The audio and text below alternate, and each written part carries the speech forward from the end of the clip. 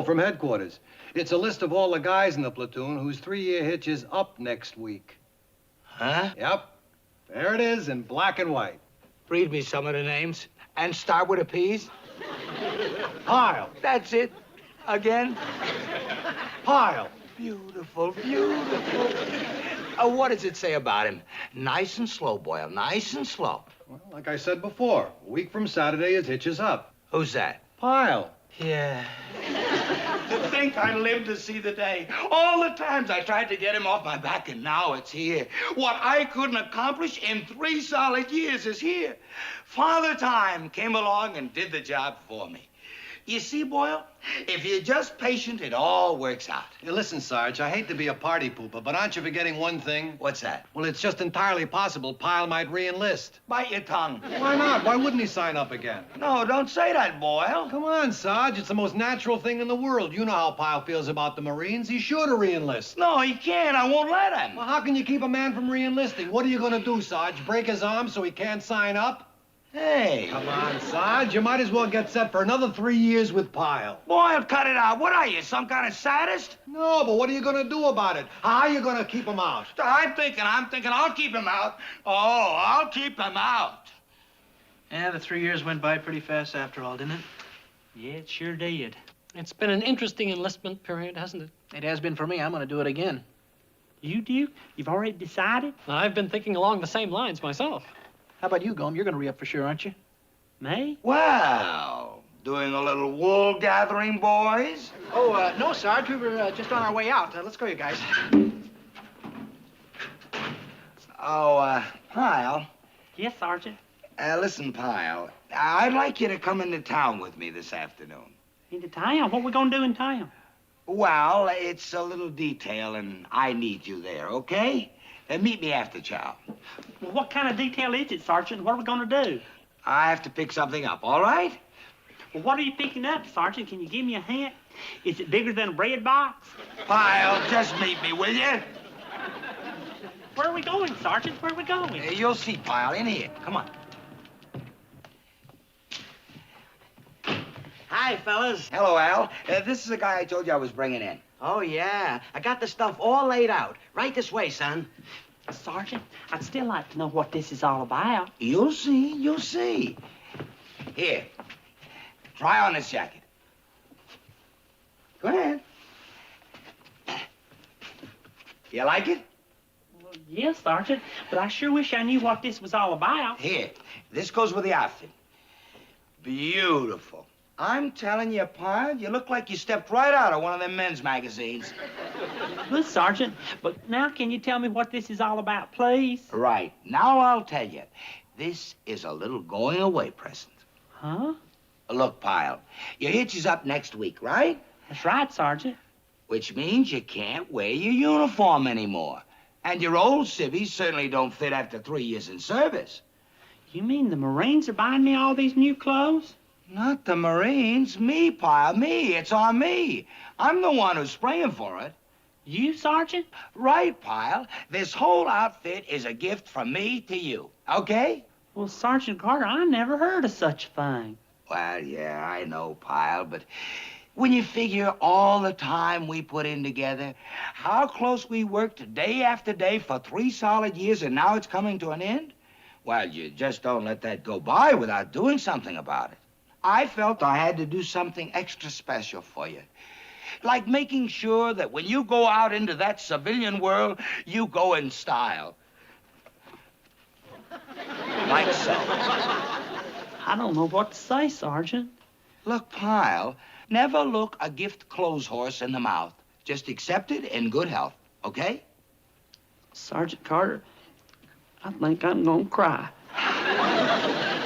Okay, so you bought him a new suit. What guarantee is that? Pyle could still re-enlist and wear it on weekends. That is correct. But I haven't stopped with a suit. Huh? Look, why would Pyle even consider re-enlisting, huh? Because he never had it so good as a civilian as he's got it in the Marines. So what do I have to do? I have to make it possible for him to have it real good as a civilian. You mean set him up in civilian life? Right. It's sort of a one-man poverty program. Where are we going, Sergeant? Where are we going this time? Hey, you'll see, Pyle, you'll see. Hey, Gus, Be with you in a second, Sergeant. Who is he, Sergeant? What are we doing here? Don't you get it, Pyle? A job. I'm trying to line you up with a job. A job? For me? Surprise, surprise, surprise. Only this time the surprise is on the other foot. You did that, Sergeant? You lined up a job just for me? Why not? Golly, I just don't... Don't thank me, Pyle. Just tell Mr. Finch here your qualifications. Gus, this is the Private Pyle I was telling you about. Or should I say, the soon-to-be Mr. Pyle. I'll tell you one thing, it's murder trying to find a good man these days. And this is a good man, believe me, Gus. As a sergeant, I can tell you Pyle is loyal, conscientious, trustworthy. What more do you want? Well, I can't very well turn a man down after recommendations like that, can I? Okay, son, starting next Saturday, you got yourself a job. You hear that, Pyle? You hear that? How lucky can a dischargee get? Sergeant Carter, I think I'm gonna cry. I know just what you're gonna ask me. You want to know if a new suit and a steady job is enough, right, Boyle? You want to know if steps 1 and 2 is all it takes to make sure Pyle don't re-enlist. Am I right? You mean you got something else in mind? Mm-hmm. Step number 3. Where are we going, Sergeant? Where are we going? You'll see soon enough, Pyle. Oh, Mrs. Nelson? Yes. This is a young man I was telling you about. Can you show him the room? Why, sure. It's right down here. Room? What room? Got it nice and cleaned up. Had the exterminator in this morning. Shh. Go ahead, Pyle. Take a look. Just take a look.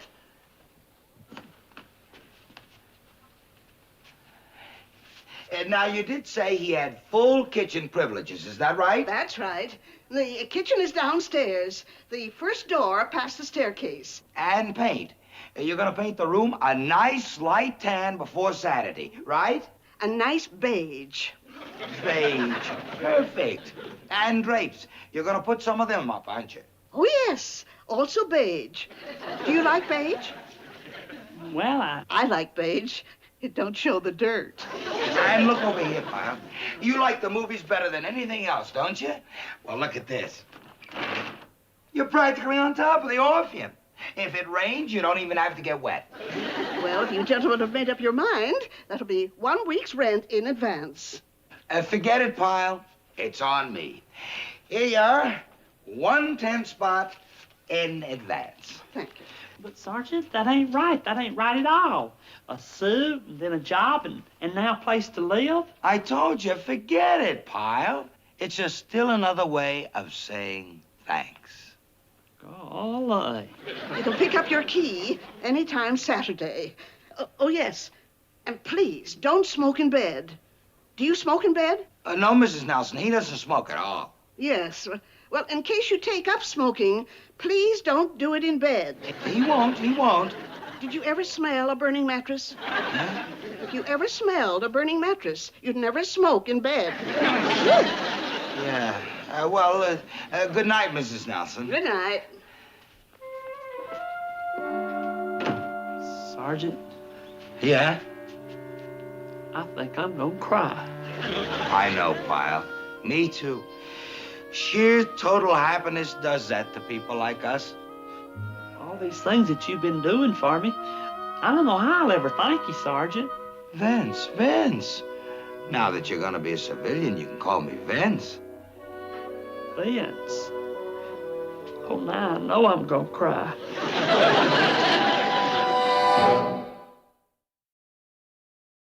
A suit, a job, a place to live? You mean there's still something else you're getting for Pyle? That is correct. Well, what else? Well, what else is there? You see, Boyle, you see? If I'd have left it up to you, you never would have known there was something else. Well, what, a car? Nope.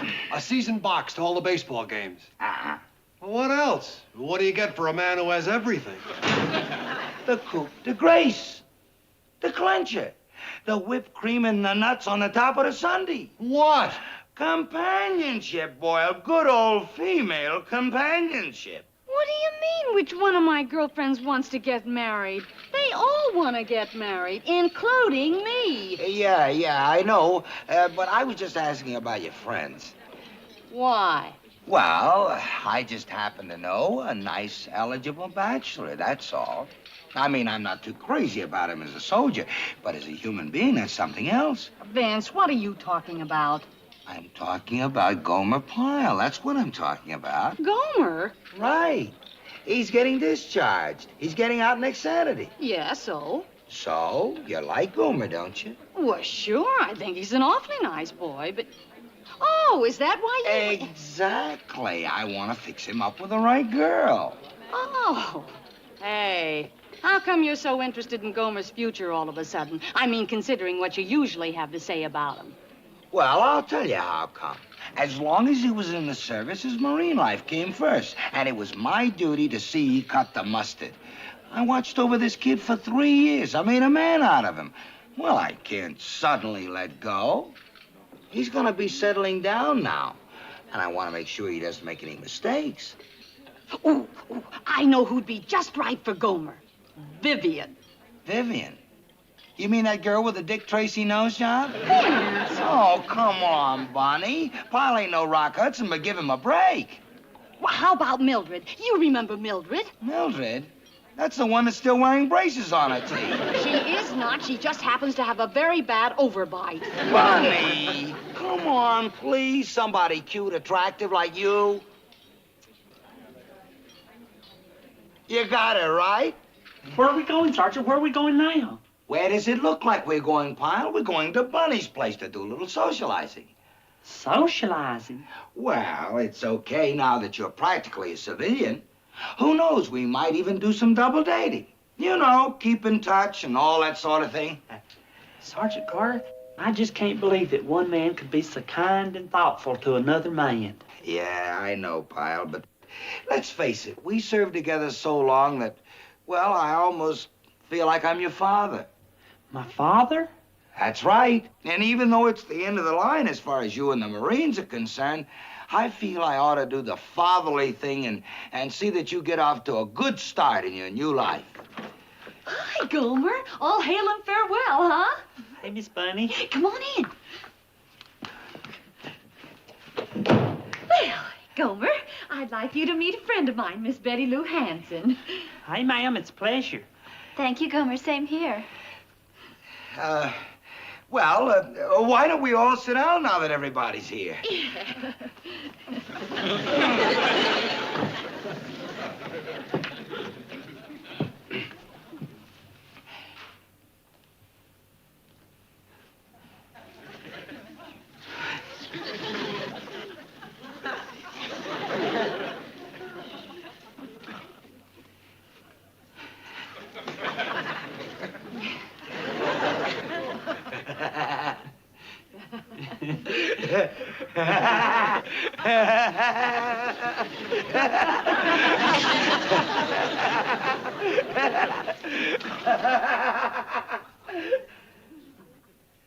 Yeah.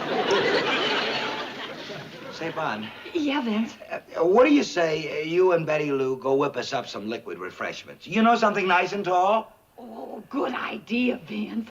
Hey, come on, Betty Lou. Well, see you in a jiff. Well, what do you think? Huh? Pyle, where are your eyeballs? That's no ordinary girl in there. She's a living doll. Not to mention, A, she's got her own car. B, she's got a good job at Kulke's hardware store. C, her father's a factory foreman with 14 years seniority. But, Sergeant... Yeah, I'm telling you, Pyle. Someday that girl is gonna make somebody a wonderful wife. But, Sergeant, A great girl. A great girl. It's a wonder she's still available. But I guess she can afford to play it cozy, right, Pyle? I mean, a girl with her assets and attributes can afford to pick and choose, right? Yes, Sergeant, And but... you know something else, Pyle? What? I think she likes you. She does? But look, who am I to try to crystal gaze the future course of nature? Here we are. Refreshment time. Hey, that's great. Tall and cool, just the way we like 'em, right, Pyle? There, Gomer. Do you like lemonade? Yes, ma'am, I really do. You hear that? It's like they've known each other practically all their lives. Hi, Sarge. What's a good word? It's a good word? Beautiful. Better yet, spectacular. Oh, things went pretty good last night, huh? You should have seen the way those two were looking at each other. They had Cupid written all over their faces. No kidding. Yeah. You know something, Boyle? I know how I felt about Pyle to start with. But now, well, it kind of gives me a kick to know that I'm giving him a helping hand. Sure. No, I mean it. There's no law that says I can't be happy for him, even though he's as good as gone. No, but he's got to be gone, right? Oh, yeah, I would say. Well, he may not be as good as gone, like you say. Oh, come on, Boyle. I told you. It's all over but the packing. Or the unpacking, whichever the case may be. What's that? Oh, just a little fly in the ointment from headquarters. Boyle, what are you talking about? Well, here, look for yourself. The colonel wants all platoon leaders to talk to each and every man whose enlistment's up and encourage him to re-enlist. Is that all? Boyle, don't you have anything better to do than to come around here scaring me like that? But, Sarge, he says he wants you to talk to each and every man, and that includes Pyle. Right. Don't you think I know that? It's SOP to give them a nice lecture on why they should stay in the Corps. I know all about it. So what about Pyle? So nothing about Pyle. You mean you're going to talk to him? You're going to give him the lecture? Yeah, it's my duty, ain't it? All right, man, listen up. Now, men, it is my duty, not as your ranking NCO, but as a man with the highest regard for the Marine Corps, to address you platoon members who will soon be completing your first tour of duty. Now, some of you men have no plans whatsoever. By that, I mean you have nothing to do, no place to go, no civilian skills to take advantage of. And so to you men, I say stay in the Marines and serve not only your country, but your own dignity as a useful human being in the scheme of things. On the other hand, some of you men have a good job lined up, a nice place to live, a lovely girl, all waiting for you to take your rightful place in a civilian society. To you men, I say good luck. Sarge, you in a good mood? Are you kidding? Do you know what day this is? Well, that's why I asked. I'm afraid Pyle double-crossed you after all. Huh? Of course, in a very nice sort of way. Well, what are you talking about? Well, don't look now, but according to this hot flash from headquarters, you just won yourself 10 days leave for having the only platoon with 100% re-enlistment. 100%? Congratulations, Sarge. Like they say, you give a little, you get a little, huh? Oh, come on. There has to be some kind of mistake. Pyle couldn't have re-enlisted. We'll figure it out. A job, a girl, a nice place to live. He's too well set. No, he couldn't have. He just couldn't have. Something must have gone wrong. Huh? Look at this, Mr. Voice of Doom. What do you see, huh? I told you there had to be some kind of mistake. I felt it down in the marrow of my bones. Sergeant Carter, could I speak to you for a minute? Sure, Pyle, sure. You came to say a few last words, right? Might say that, Sergeant. Well, Pyle, let me say mine first. It's been a real pleasure. So long and good luck. That's all, Sergeant? That's all? Well, what more is there, Pyle? This ain't the French Army. I can't kiss you on both cheeks. I just thought maybe you was hiding something deep down that you might want to say. Well, okay, Pyle. I don't go in for that sentimental mush, but since this is a special occasion, I'll say it. Pyle, I hate like the dickens to see you go. Really? Yeah, this is a very sad moment for me. I wish you were gonna stay. I'm gonna miss you, Pyle. You are? Yeah. So why don't you go now? I kind of hate goodbyes. Hey, Sergeant. Now, can I say something? What, Pyle? Surprise, surprise, surprise. Pyle? Pyle, what is this? Some kind of gag? No, Sergeant, this is no gag. This is no gag at all. Pyle, what are you talking about? Oops, sorry. What is this? Well, what are you doing? You're discharged, aren't you? You didn't re-enlist, did you? Well, to tell you the truth, Sergeant, I wasn't planning on re-enlisting at all. Huh? That's right. I was all set to go back home. I had my old job back at Wally's filling station and everything. And then... Then what? And then you started doing all those wonderful things for me.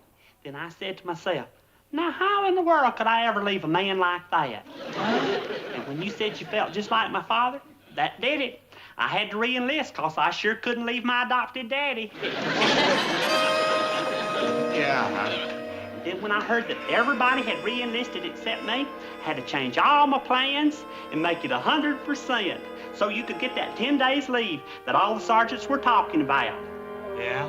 So surprise, surprise, surprise.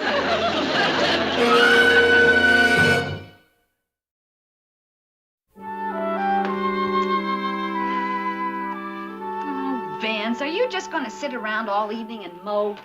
3 years. 3 more years I'm gonna have to spend with that knucklehead. And to think he was almost out and I ruined it. He re-enlisted because of me. Stop that, Vince. 3 years, 3 more years, Bunny. I gotta listen to, hey, Sergeant, golly, Shazam. Surprise, surprise, surprise. What's so funny? You're funny. You're such a silly sergeant. Huh? Well, is that really all you have to look forward to the next 3 years, Gomer Pyle? Well, what about me? What about all the times that you and I are going to have during the next 3 years, huh? What about that? Well, I never thought about that. Well, you just think about it.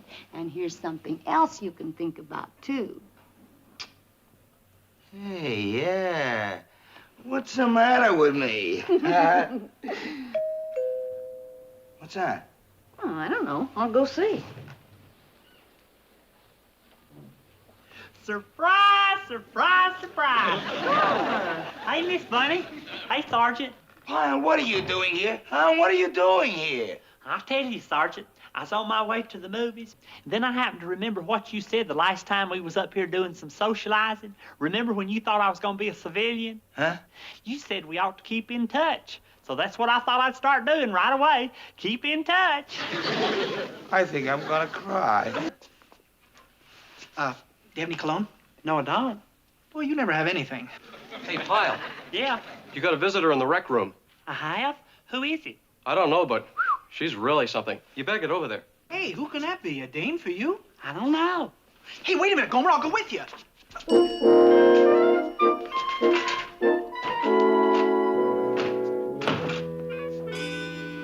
Well, for goodness sake. Surprise, surprise, surprise. I can't believe it. Look who's here. Luann Poovie. I mean, Miss Luann Eford. Where's your husband? Is he here with you? No, Gomer. He's not. Well, are you here alone? Well, actually, I don't have a husband. You mean you didn't marry Monroe Eford, the boy whose daddy run the feed store? Well, actually, I didn't. Well, the last time you were here, you went home specifically to marry Monroe. I know, but actually, the wedding just never came off. Well, why? What happened? Well, we were right there in the church, and the preacher got to that part that says, "Do you take this man forever and ever, till death do you part?" And I got to thinking, Uh-huh. well, that's an awful long time. So I asked him to repeat the question. Well, what happened then? Well, when he asked me again, "Do you take this man forever and ever, till death do you part?" I just said, "Well, actually, no." You did. Uh-huh. And I'm not sorry. Monroe was making unkind remarks about how I wore too much mascara, and he was forever reminding me about the foolish thing I'd done, coming off to California to look for Korean show business. Well, you know how important my singing is to me, Gomer. Oh, I do. Well, guess what? I got my old job back at the Congo Club, and I'll be singing there tonight. Will you come? Well, I'd like to very much. Well, I'll be darned. Look who's here, Miss Luann Poovie. I mean, Mrs. Luann Eford. That was it, Eford, wasn't it? Well, She ain't actually... married you. She never did marry Monroe. Her name's still Luann Poovie. You didn't. How come? Well, actually... She just changed her mind, Spot. Just changed her mind. She's got her old job back singing at the Congo Club. Ain't that nice? Yeah, isn't it ever? Oh, my goodness. I better be going. I just wanted to stop in and say, hey, on account of you boys are the best friends I've got here. Oh, I am. I mean, we are. Hey, listen, Luann, we'll walk you back to the gate and get you a taxi. Oh, thank you.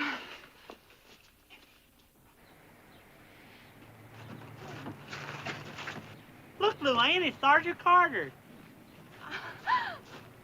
Hello, Sergeant Carter. Is it really you? I can't believe my eyes. Luann Poover. Poovie.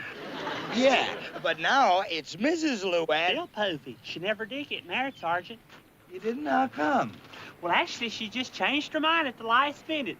You know what they say, Sergeant Carter? It's a woman's prerogative to change her mind. Yeah. Well, don't you ever lose that little old prerogative. And she's back here to live, Sergeant. She's back singing at the Congo Club. Isn't that something? Is that so? Singing and single, huh? That's right, Sergeant Carter. I'm just as free as a little old sparrow. Wonderful, wonderful. Well, where are you going now? Oh, I just dropped in to say hey, and the boys were walking me to the gate to get me a taxi. Oh. Well, that's very thoughtful of them, but apparently they forgot about a little detail they were on. What detail, Sarge? You mean I forgot to tell you? The windows in my office, they're a sight. I didn't tell you? Well, Sergeant, she didn't tell us. How about that? Well, that's the detail, my windows. So you boys get right on it, will you? And I'll walk Luann to the gate. So long, boys. Bye, Gomer. Bye, Duke. Bye, Bye, Luann. Luann. See you all later. So, you're free as a little old sparrow, huh?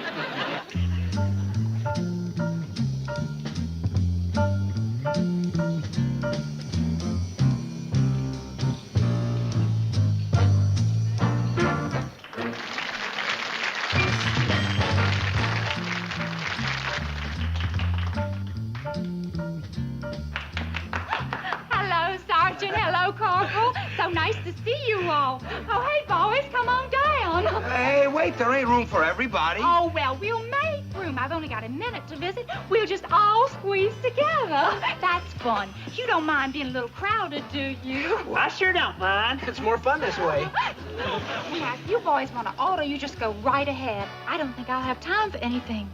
Oh, actually, I better be getting back to the orchestra now. But I'll see you later. Bye. Bye, Luann. Bye, hon. Hold it, boys. I have a little announcement to make. Well, say it, Sergeant. Well, we're all standing up, right? Now, here's the way it's going to be. All those who sit down are going to stay. Sit down, Boyle. All those who remain standing are going to remain standing, or move to another table, or better yet, return to the base. In any case, those who remain standing will not resume their seated position at this table. You want us to go, Sergeant? You have got a good head on your shoulders, Pyle. Goodbye, Pyle. Goodbye, Slater. But, Sarge, we Look, just... Slater, 2's company, 3's a crowd, 4's not allowed, and 5's dumb, stupid, and ridiculous. Goodbye, Slater. Come on, Gomer. Okay, bye, Sergeant. Would you please explain to Miss Luann why we had to leave, about how we remained standing? Yeah, I'll tell her about it. Just go. I'm surprised you let me stay. Well, as a matter of fact, I'm glad you brought that up, Boyle. You want me to go, too? I didn't say that. But if you did just happen to want to leave, I would not insist you stay.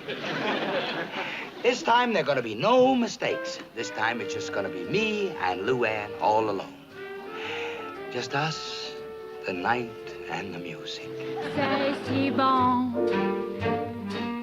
Lovers say that in France Still here, Boyle? when they thrill to romance. It means that it's so good. I tell you, Gomer, the more I think about it, the madder I get. Oh, come on, Duke. Forget about it. Let's go to a movie. The last show don't start for 10 minutes yet. We've got plenty of time. No, I'm not going to the movie. I'm going back inside. Golly, Duke. I wouldn't after what Sergeant Carter said about remaining standing. Yeah, but he didn't say we had to go back to the base. No, it's true. But if you do go back in there, Huh? remain standing. See you later, Gomer. It's so good. Nothing else can replace just your slightest embrace. And if you only would be my own,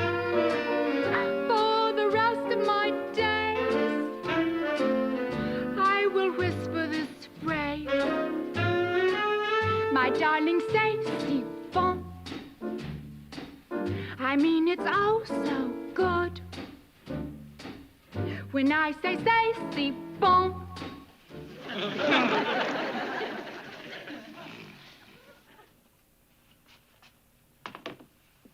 Hey, buddy. Huh? We're closing up. What? We're closing up. Hey, Sarge. Come on, Sarge, we gotta close up. Where is everybody? Where's Miss Poovie, the singer? She left a little while ago. She what?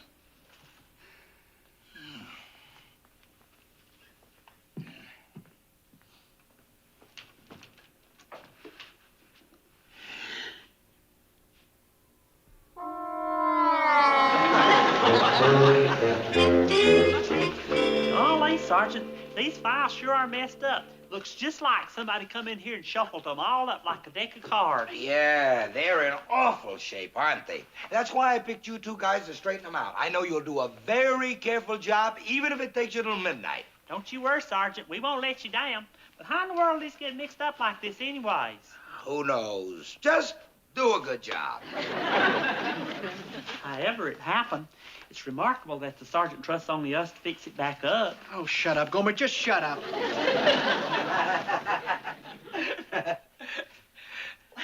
Thank you very much for walking me home, Sergeant Carter. It's my pleasure. Well, good night. Say, what about tomorrow night? Tomorrow night? Well, yeah, it's your night off, ain't it? Didn't you say? Well, yes. Great. I was thinking we'd go out to dinner tomorrow night. You know, to celebrate you coming back. Well, you know, actually, that does sound like a nice idea. A celebration. Yeah. Where would you like to go? You name it. Well, actually, we could have dinner right here at my place. It'd be more fun that way, don't you think? Yeah, that's great. Shall we say 7:30? That'd be fine. Perfect. And listen, don't buy any wine because that's my department. All right. Good night, Sergeant Carter. Luann, Yes? if you don't mind, I'd rather not come in. What? You'd probably like me to stay so that we can talk for a while. Well- But I'm not the pushy type. Good night, Sergeant Carter. It's a little late, so I'd better not come in now. Yes? Luann, you don't mind my not coming in, do you? Oh, no, Sergeant, really. Hard to get. That's the way I played it, Boyle. Hard to get. And boy, did she go for it. She was dying for me to come in. But I played it cool and distant. Cool and distant. What's this? Huh?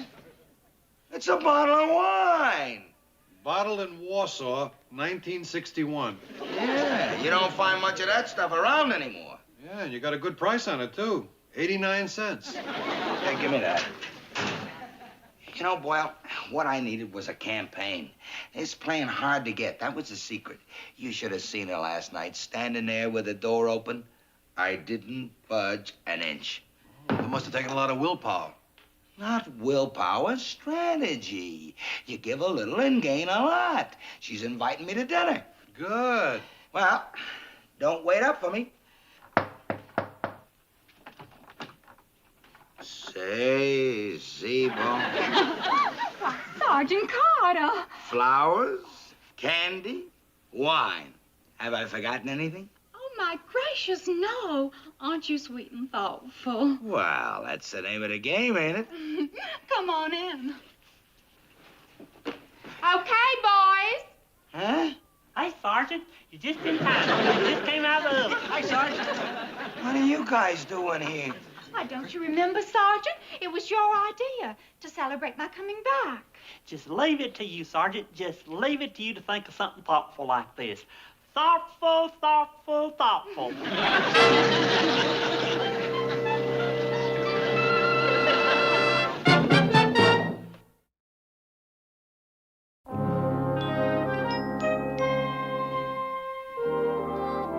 Yeah. You got it, huh? Right.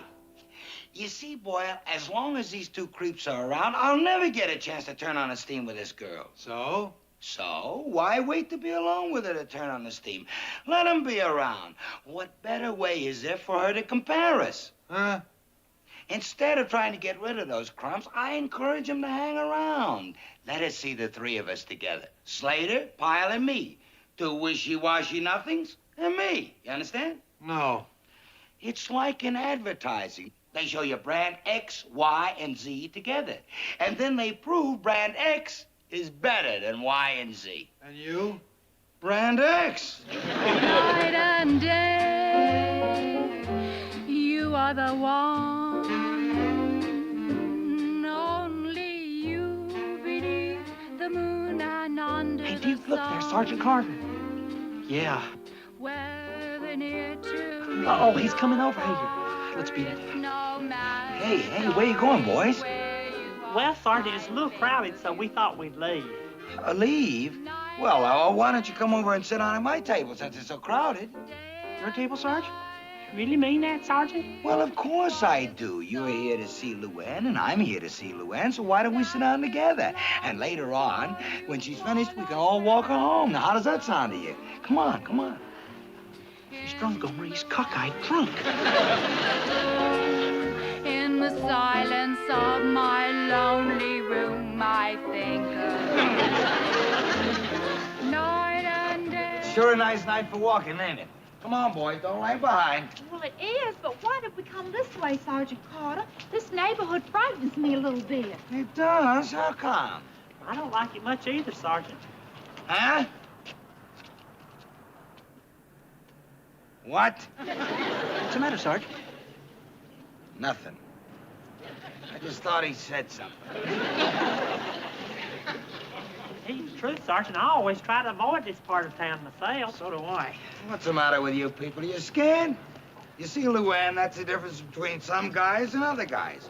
Some guys are afraid of their own shadows, other guys are afraid of nothing. Wait a minute. What's the matter, Sarge? Did you hear that? That guy whistled. I didn't hear anything, Sergeant. Me neither. Well, you just wait right here. Look, buddy, watch that. You understand? That's a lady we got with us. What'd I do? You know what you did, so just watch it for next time. You got that?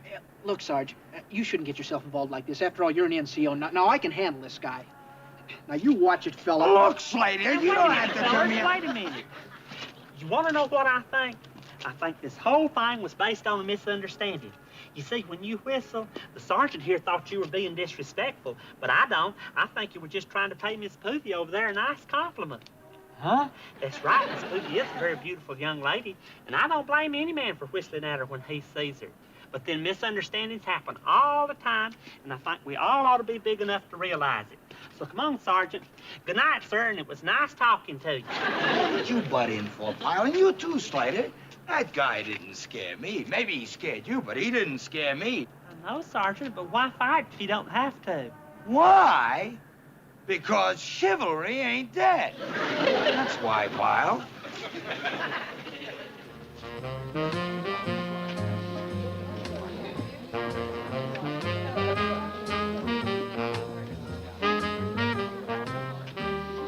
Is that any way to dance with a girl? What does she get out of it? Does she feel a strong arm around her? Does she feel authority, firmness, strength? She might as well be dancing alone. That's the way they dance these days, Sarge. Oh, don't give me that. A man is still a man and a woman's still a woman, aren't they? Just keep your eye on me.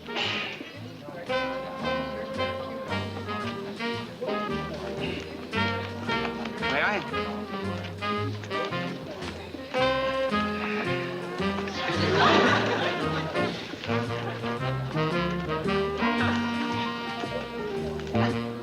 Did something matter? Well, actually, I'm just trying to catch my breath. Oh, well, sometimes I don't know my own strength.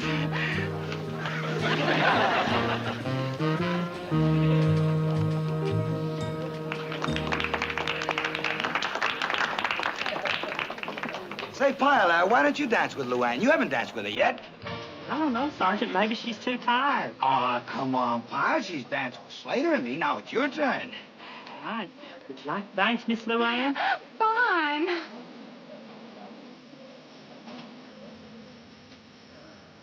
See that boy? Did you see me out there dancing with her? Yeah, I see. She said she couldn't get her breath. Gee, hear that? She told me she couldn't get her breath. Well, look, Sarge.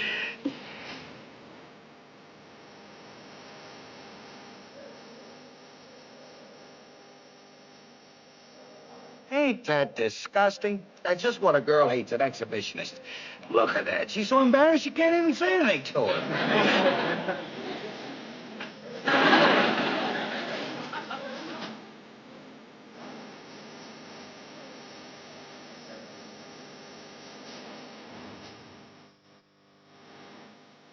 Sure has been some kind of an evening. I really did enjoy it. How about you, Luann? Did you have a nice time this evening? Oh, just wonderful. Thank you. Me too. I just had... Tell me, Luann, about this evening. Anybody, anything in particular you liked about it? Oh, I just liked all of it. Yeah, huh? Well, listen. Suppose two of us couldn't have made it. Which one would you have liked to have been left with?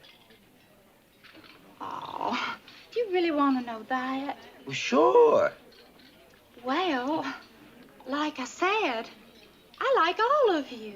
Well, I think of us as being one great big happy family. But suppose it had to be one. Just suppose. There must be one you'd pick. Well, actually, I suppose if I got right down to it, there is. Then tell us. They're men enough. I mean, we're men enough to take it, right, Slater? Yeah, sure. Well, Duke, Yeah? you certainly are thoughtful and sweet. And I like you a lot. Yeah? Yeah? Well, I think of you just like my own brother. Your brother? Hey, that's great. Slater's a real brotherly guy. And you, Sergeant Carter. Vince. Vince. Yeah?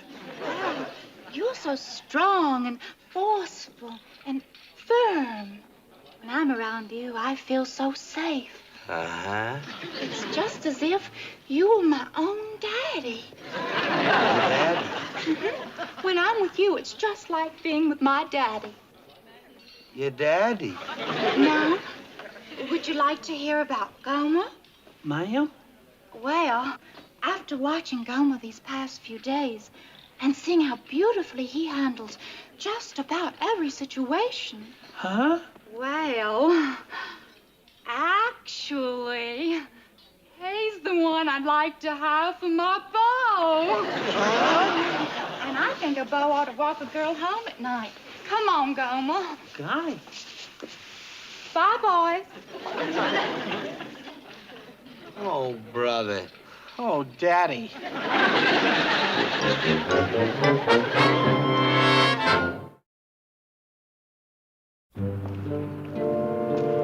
Gomer, I hope you don't think I was being too presumptuous selecting you as my beau, but Sergeant Carter kept on insisting on knowing. Well, no, I was flattered. You were? Because I never really did give you a chance to say how you felt about me.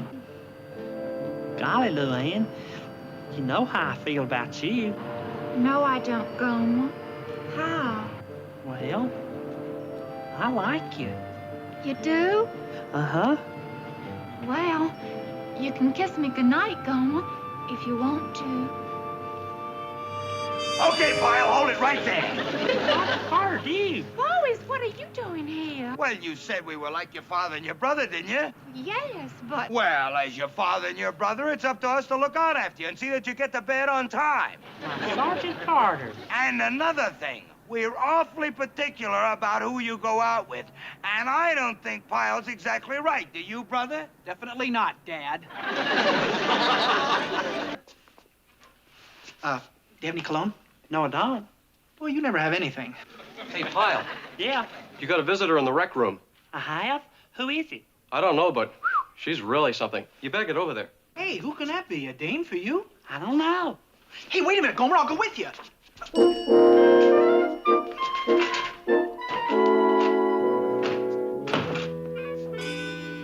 Well, for goodness sake. Surprise, surprise, surprise. I can't believe it. Look who's here.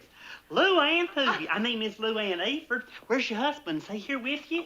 No, Gomer. He's not. Well, are you here alone? Well, actually, I don't have a husband. You mean you didn't marry Monroe Eford, the boy whose daddy run the feed store? Well, actually, I didn't.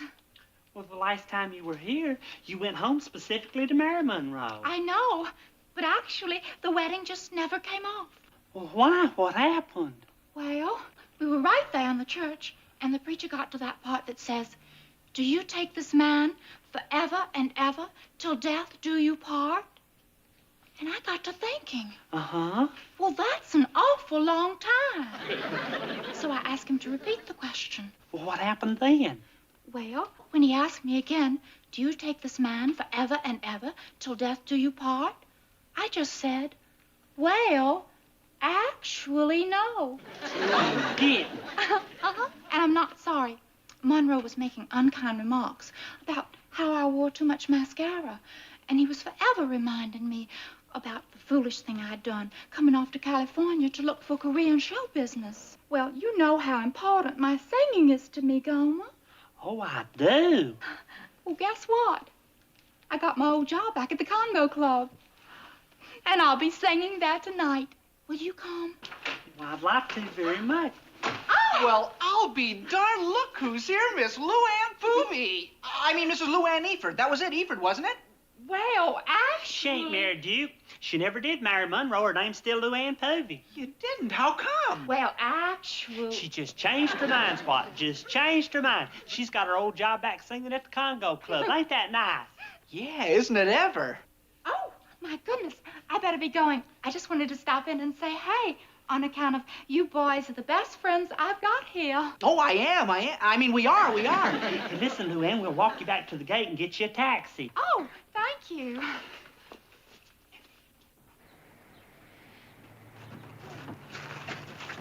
Look, Luann, it's Sergeant Carter. Hello, Sergeant Carter. Is it really you? I can't believe my eyes. Luann Poover. Poovie. Yeah, but now it's Mrs. Luann. Still Poovie. She never did get married, Sergeant. You didn't? How come? Well, actually, she just changed her mind at the last minute. You know what they say, Sergeant Carter? It's a woman's prerogative to change her mind. Yeah. Well, don't you ever lose that little old prerogative. She's back here to live, Sergeant. She's back singing at the Congo Club. Isn't that something? Is that so? Singing and single, huh? That's right, Sergeant Carter. I'm just as free as a little old sparrow. Wonderful, wonderful. Well, where are you going now? Oh, I just dropped in to say hey, and the boys were walking me to the gate to get me a taxi. Oh. Well, that's very thoughtful of them, but apparently they forgot about a little detail they were on.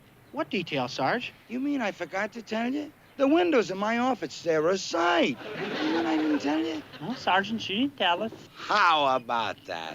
Well, that's the detail, my windows. So you boys get right on it, will you? And I'll walk Luann to the gate. So long, boys.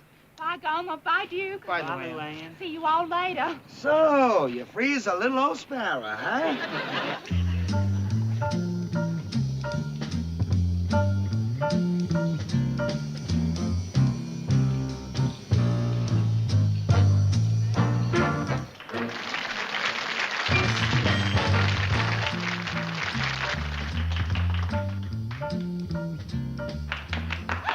Hello, Sergeant. Hello, Corporal. So nice to see you all. Oh, hey, boys, come on down. Hey, wait, there ain't room for everybody. Oh, well, we'll make room. I've only got a minute to visit. We'll just all squeeze together. That's fun. You don't mind being a little crowded, do you? I sure don't mind. It's more fun this way. Now, if you boys want to order, you just go right ahead. I don't think I'll have time for anything. Oh, actually, I better be getting back to the orchestra now. But I'll see you later. Bye. Bye, Luann. Bye, hon. Hold it, boys. I have a little announcement to make. Well, say it, Sergeant. Well, we're all standing up, right? Now, here's the way it's going to be. All those who sit down are going to stay. Sit down, Boyle. All those who remain standing are going to remain standing, or move to another table, or better yet, return to the base. In any case, those who remain standing will not resume their seated position at this table. You want us to go, Sergeant? You have got a good head on your shoulders, Pyle. Goodbye, Pyle. Goodbye, Slater. But, Sarge, we Look, just... Slater, 2's company, 3's a crowd, 4's not allowed, and 5's dumb, stupid, and ridiculous. Goodbye, Slater. Come on, Gomer. Okay, bye, Sergeant. Would you please explain to Miss Luann why we had to leave, about how we remained standing? Yeah, I'll tell her about it. Just go. I'm surprised you let me stay. Well, as a matter of fact, I'm glad you brought that up, Boyle. You want me to go, too? I didn't say that. But if you did just happen to want to leave, I would not insist you stay. This time, there are going to be no mistakes. This time, it's just going to be me and Luann all alone. Just us, the night, and the music. C'est si bon. Lovers say that in France. Still here, Boyle? When they thrill to romance, it means that it's so good. I tell you, Gomer, the more I think about it, the madder I get. Oh, come on, Duke. Forget about it. Let's go to a movie. The last show don't start for 10 minutes yet. We've got plenty of time. No, I'm not going to the movie. I'm going back inside. Golly, Duke. I wouldn't after what Sergeant Carter said about remaining standing. Yeah, but he didn't say we had to go back to the base. No, it's true. But if you do go back in there, remain standing. See you later, Gomer. It's so good. Nothing else can replace just your slightest embrace. And if you only would be my own for the rest of my days, I will whisper this phrase. My darling, say si bon. I mean, it's oh so good when I say si bon.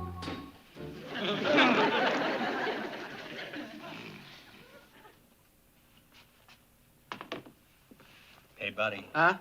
We're closing up. What? We're closing up. Hey, Sarge. Well, Sarge, we gotta close up. Where is everybody? Where's Miss Poovie, the singer? She left a little while ago. She what?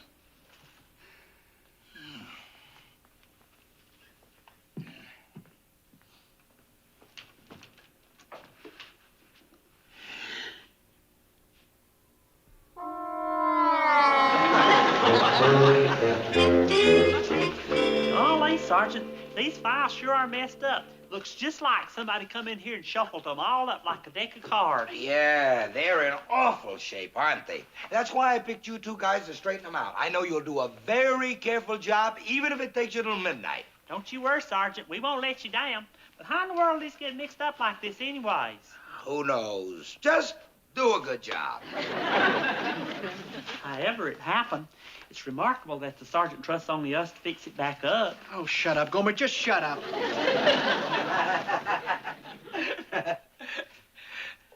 Thank you very much for walking me home, Sergeant Carter. It's my pleasure. Well, good night. Say, what about tomorrow night? Tomorrow night? Well, yeah, it's your night off, ain't it? Didn't you say? Well, yes. Great. I was thinking we'd go out to dinner tomorrow night. You know, to celebrate you coming back. Well, you know, actually, that does sound like a nice idea. A celebration. Yeah. Where would you like to go? You name it. Well, actually, we could have dinner right here at my place. It'd be more fun that way, don't you think? Yeah, that's great. Shall we say 7:30? That'd be fine. Perfect. And listen, don't buy any wine because that's my department. All right. Good night, Sergeant Carter. Luann, Yes? if you don't mind, I'd rather not come in. What? You'd probably like me to stay so that we can talk for a while. Well. But I'm not the pushy type. Good night, Sergeant Carter. It's a little late, so I'd better not come in now. Yes? Luann, you don't mind my not coming in, do you? Oh, no, Sergeant. Really? Hard to get. That's the way I played it, Boyle. Hard to get. And boy, did she go for it. She was dying for me to come in. But I played it cool and distant. Cool and distant. What's this? Huh? It's a bottle of wine. Bottled in Warsaw, 1961. Yeah, you don't find much of that stuff around anymore. Yeah, and you got a good price on it, too. 89 cents. Hey, give me that. You know, Boyle, what I needed was a campaign. It's playing hard to get. That was the secret. You should have seen her last night, standing there with the door open. I didn't budge an inch. It must have taken a lot of willpower. Not willpower, strategy. You give a little and gain a lot. She's inviting me to dinner. Good. Well, don't wait up for me. Say, Zebo. Why, Sergeant Carter. Flowers, candy, wine. Have I forgotten anything? Oh, my gracious, no. Aren't you sweet and thoughtful? Well, that's the name of the game, ain't it? Come on in. Okay, boys. Huh? Hey, Sergeant, you just in time. You just came out of the oven. Hi, Sarge. What are you guys doing here? Why, don't you remember, Sergeant? It was your idea to celebrate my coming back. Just leave it to you, Sergeant. Just leave it to you to think of something thoughtful like this. Thoughtful, thoughtful, thoughtful.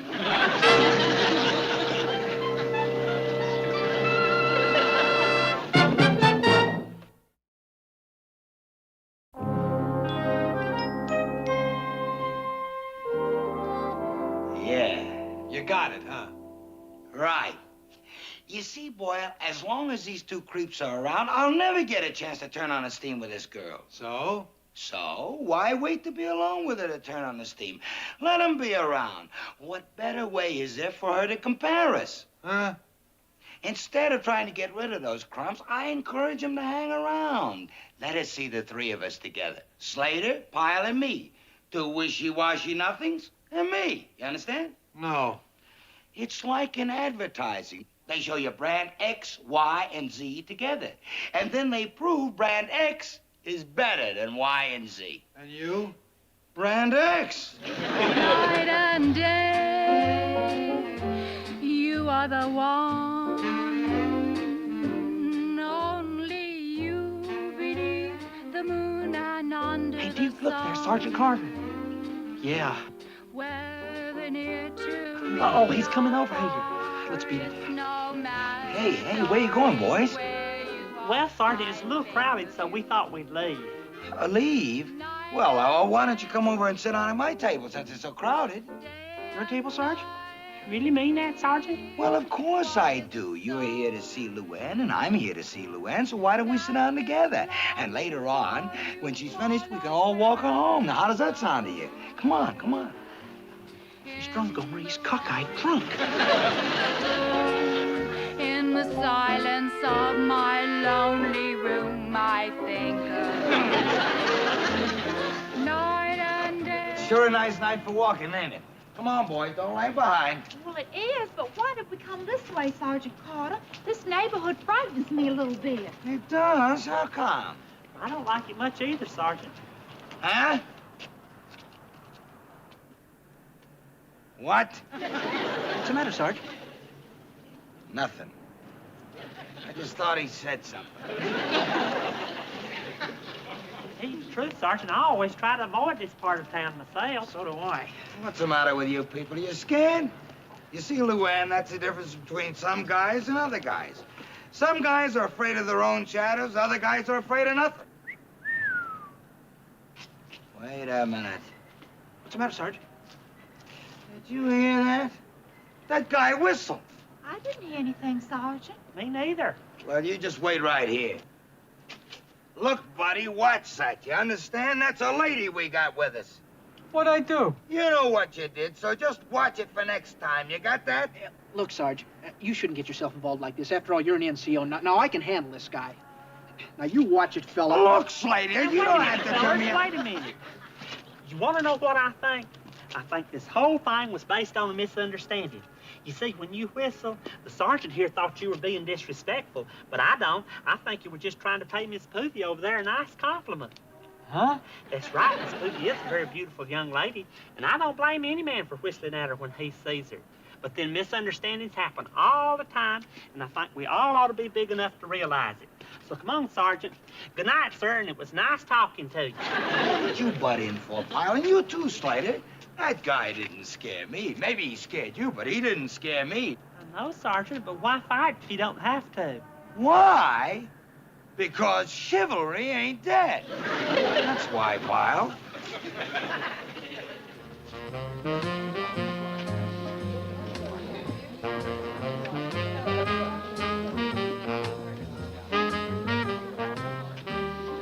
Is that any way to dance with a girl? What does she get out of it? Does she feel a strong arm around her? Does she feel authority, firmness, strength? She might as well be dancing alone. That's the way they dance these days, Sarge. Oh, don't give me that. A man is still a man and a woman's still a woman, aren't they? Just keep your eye on me.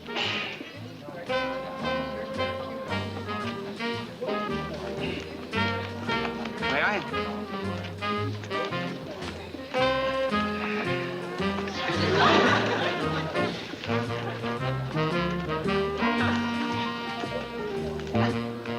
Did something matter? Well, actually, I'm just trying to catch my breath. Oh, well, sometimes I don't know my own strength.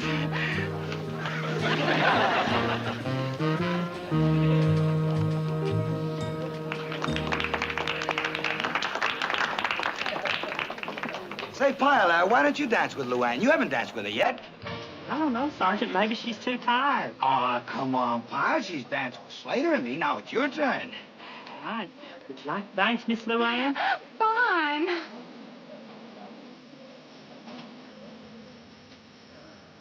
See that boy?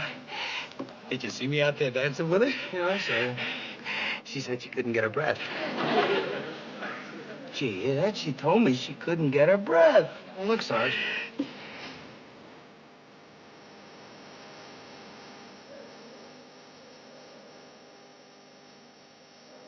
Ain't that disgusting? That's just what a girl hates, an exhibitionist.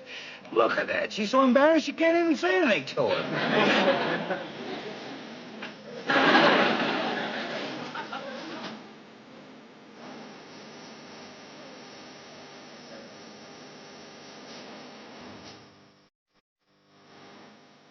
Sure has been some kind of an evening. I really did enjoy it. How about you, Luann? Did you have a nice time this evening? Oh, just wonderful. Thank you. Me too. I just had... Tell me, Luann, about this evening. Anybody, anything in particular you liked about it? Oh, I just liked all of it. Yeah, huh? Well, listen. Suppose two of us couldn't have made it. Which one would you have liked to have been left with? Oh, do you really want to know that? Well, sure. Well, like I said, I like all of you. Well, I think of us as being one great big happy family. But suppose it had to be one. Just suppose. There must be one you'd pick. Well, actually, I suppose if I got right down to it, there is. Then tell us. They're men enough. I mean, we're men enough to take it, right, Slater? Yeah, sure. Well, Duke, Yeah? you certainly are thoughtful and sweet. And I like you a lot. Yeah? Yeah? Well, I think of you just like my own brother. Your brother? Hey, that's great. Slater's a real brotherly guy. And you, Sergeant Carter. Vince. Vince. Yeah? Well, you're so strong and forceful and firm. When I'm around you, I feel so safe. Uh-huh. It's just as if you were my own daddy. Dad? When I'm with you, it's just like being with my daddy. Your daddy? Now, would you like to hear about Gomer? Ma'am? Well, after watching Gomer these past few days and seeing how beautifully he handles just about every situation. Huh? Well, actually, he's the one I'd like to have for my beau. And I think a beau ought to walk a girl home at night. Come on, Gomer. Golly. Bye, boys. Oh, brother. Oh, Daddy.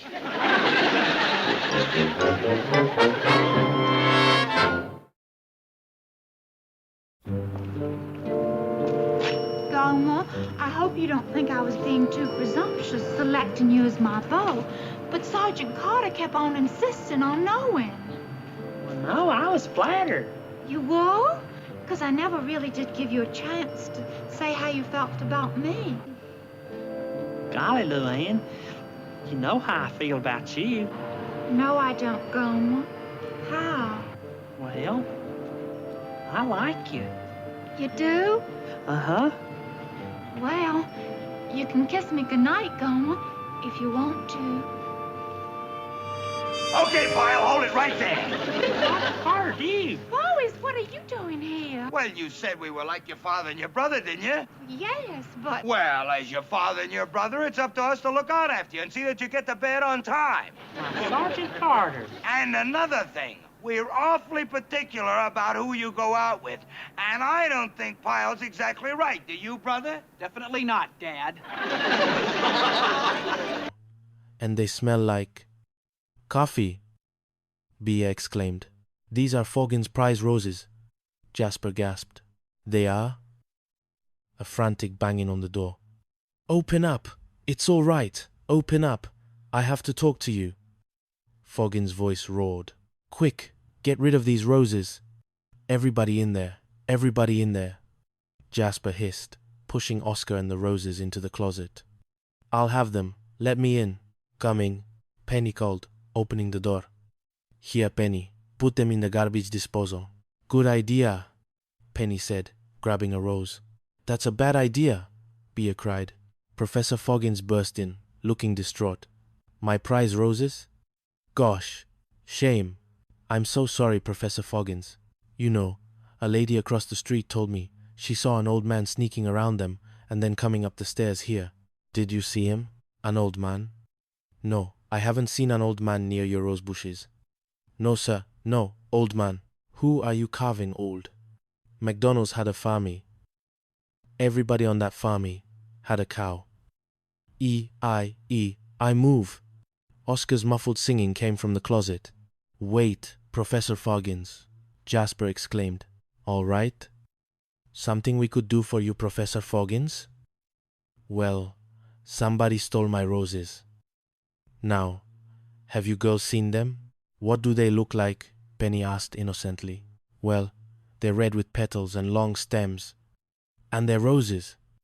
They look like roses. No, we haven't seen them. What's that in there? Here, right here, in this place here. Foggins pointed to the closet. Oh, nothing. Nothing's in there. There's just brooms and dustpans. Is he a broom or a dustpan? Penny asked. Oh, I don't know if you've met Professor Foggins. This is my Uncle Oscar. Jasper blurted out. Your uncle? Huh? Has he been picking my roses? Him? Is he? Oh, Professor Foggins. Jasper's uncle has been in the closet all morning. Bea said. Why? Foggins asked, bewildered. It runs in the family. Jasper improvised. Well, I better be going. What's this? Is this a rosebud? No. This is not a rosebud. It's a cake decoration. Oh, Professor Foggins, listen. I think you better run on down after those rose thieves while their trail is still hot, Jasper said, pushing him out. Right. Foggins dashed off. Jasper, are you okay? Bea asked. Oh, I'm fine. It was delicious. Penny, you and Bea, get Oscar an apartment. Find him one now, Jasper commanded. Penny, where'd you put the roses? Bea asked. Over there. Later that evening, Jasper was alone, setting up for his date. Oscar entered, looking dejected. Hey, Oscar. Any luck? No. Well, don't worry. Oh, I'll find something. You know, there are places that take people like me. You don't mean an old age home, Jasper said, horrified. Yeah, I can play checkers and learn to love oatmeal. Good. Hey, where are the girls? Oh, they went to the movies. Why didn't you go with them? Oh, they asked me, but I was too tired. Boy, can you operate? You send out the home team and bring in the visitors. Look, Oscar, you don't understand. See, we want to be alone. Listen, I'll go into your bedroom, and you and your girlfriend will never know I'm here. Thank you. Great. Oh, that'll be her. I'll get it. No, Oscar, would you? Okay, come on. Please stay in the room. Jasper pleaded. Lady Rowena Ravenwood, elegant and aloof, entered.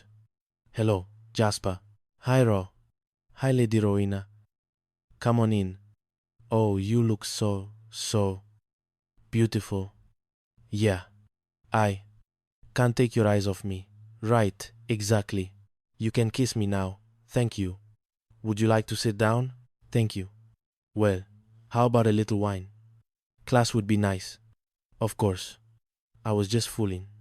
No, I hope you'll find this wine to your liking. Oh, we'll see.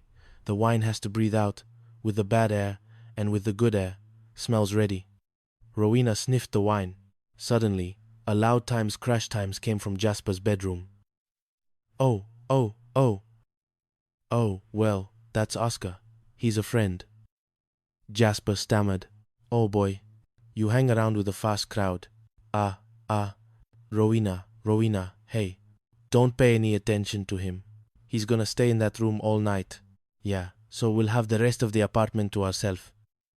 To you, Rowena. Oh, I'm sorry. Jasper raised his glass. Another crash. Jasper, could you do something about him?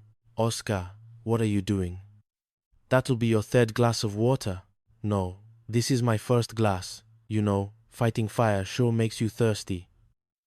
Fire? Rowena gasped. It's just a little one. I dropped a cigarette in the bed. You know, you could use an ashtray in there. You wouldn't need an ashtray in there if you weren't here, Jasper snapped. Well, I'll help you. No, you've done enough already. Oh dear. I guess he's mad at me. Oscar retreated. If it was me, I'd have thrown you out a lot, Rowena said pointedly. Jasper invited me. Out of pity, no doubt. Oscar called from the bedroom. What are you talking about? Jasper likes me. He's just too soft-hearted to tell you the truth. Rowena sneered. What truth? That you're nothing but a nuisance. Oh, well, I don't need a building to fall on me. Oscar emerged, looking hurt. I'm sorry, Rowena. It really wasn't much of a fire. Would you like dinner now? Jasper asked. I'd love it. Where's Oscar? He left. Just like that? Was I too rough on him, you think? Forget about him. I'm still here. Why would he leave?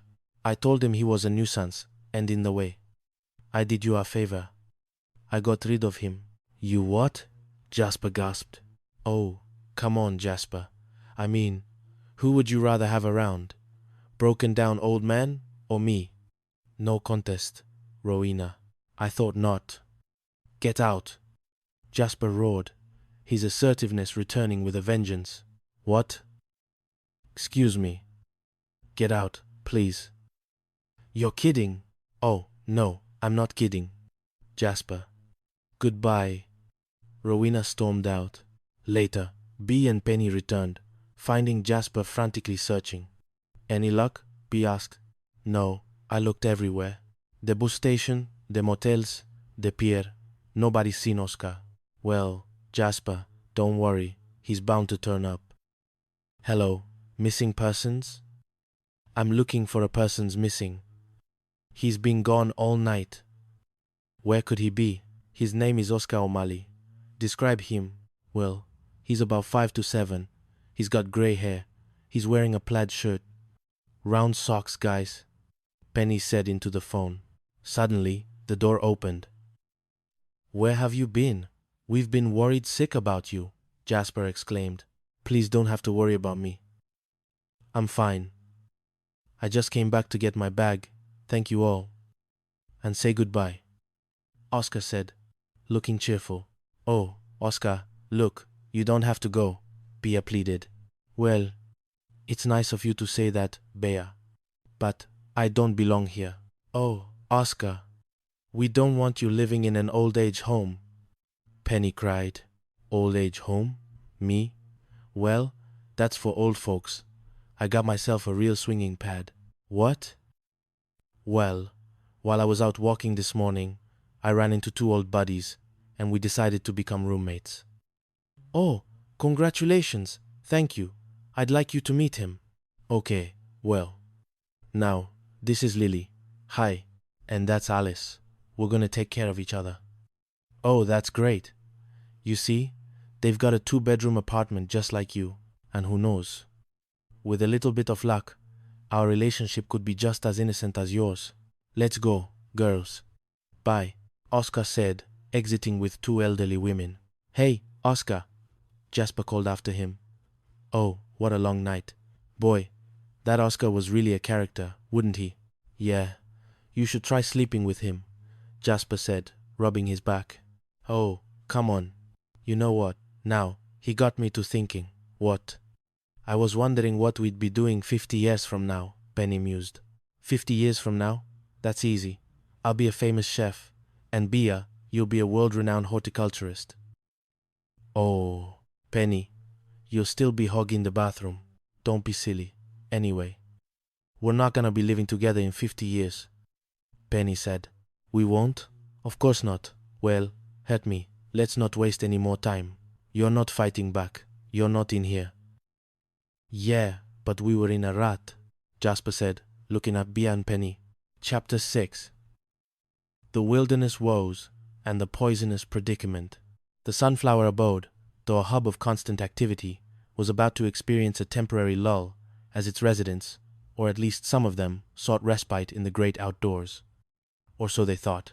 Lord Percival Percy Plum, Jasper's perpetually smarmy acquaintance, sauntered into the apartment, a glint in his eye.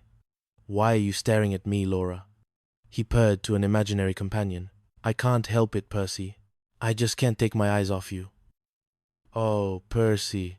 No, I mean it. You're beautiful. And it's not just that. I mean, you're so wholesome, so pure, so good. Oh, Percy, I'm not. But how would you like to spend the weekend with me? Vast blue sky, soaring redwoods, clear mountain streams, and, of course, nature's masterpiece. Nature's masterpiece? Jasper asked, emerging from the kitchen. Yeah, me. I can't. Why? Well, you know I'm an actress.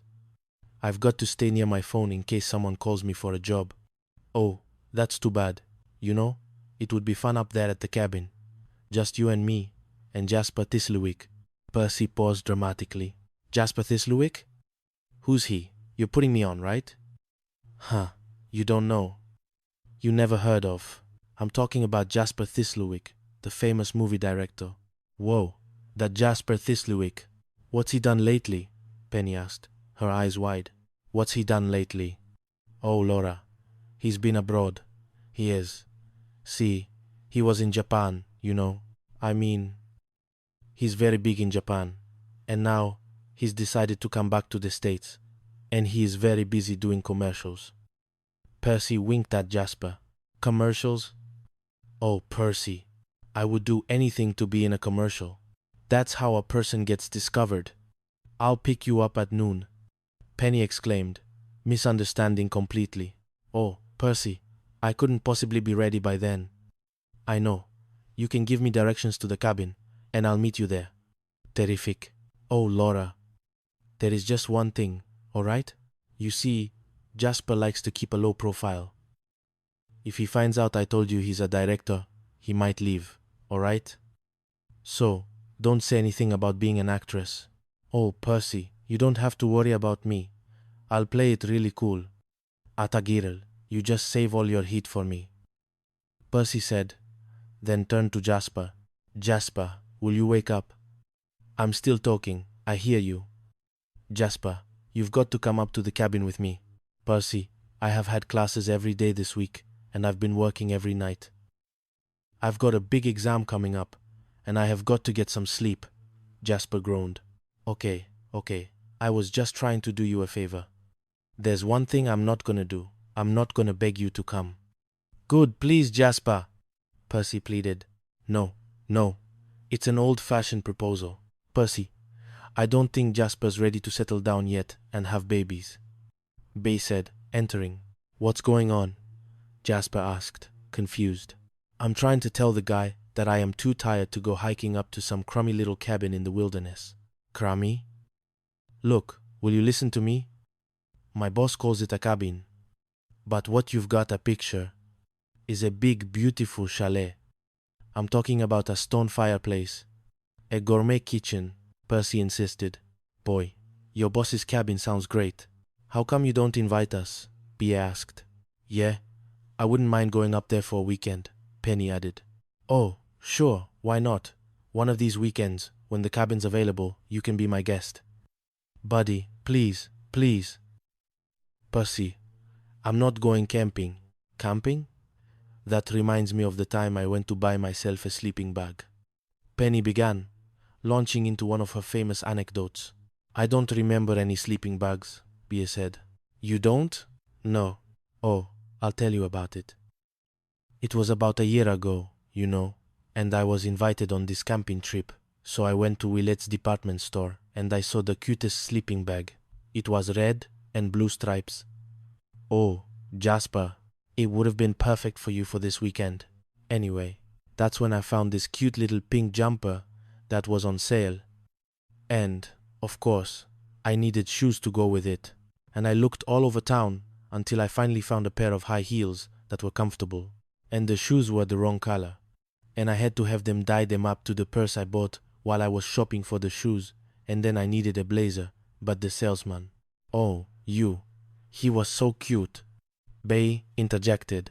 Okay, so you bought a sleeping bag, Jasper interrupted, desperate to speed things along. No, I didn't. I spent so much money on all these nice clothes, I didn't have anything left for the sleeping bag. But, Penny, you just said you were gonna loan it to Jasper, Bea exclaimed.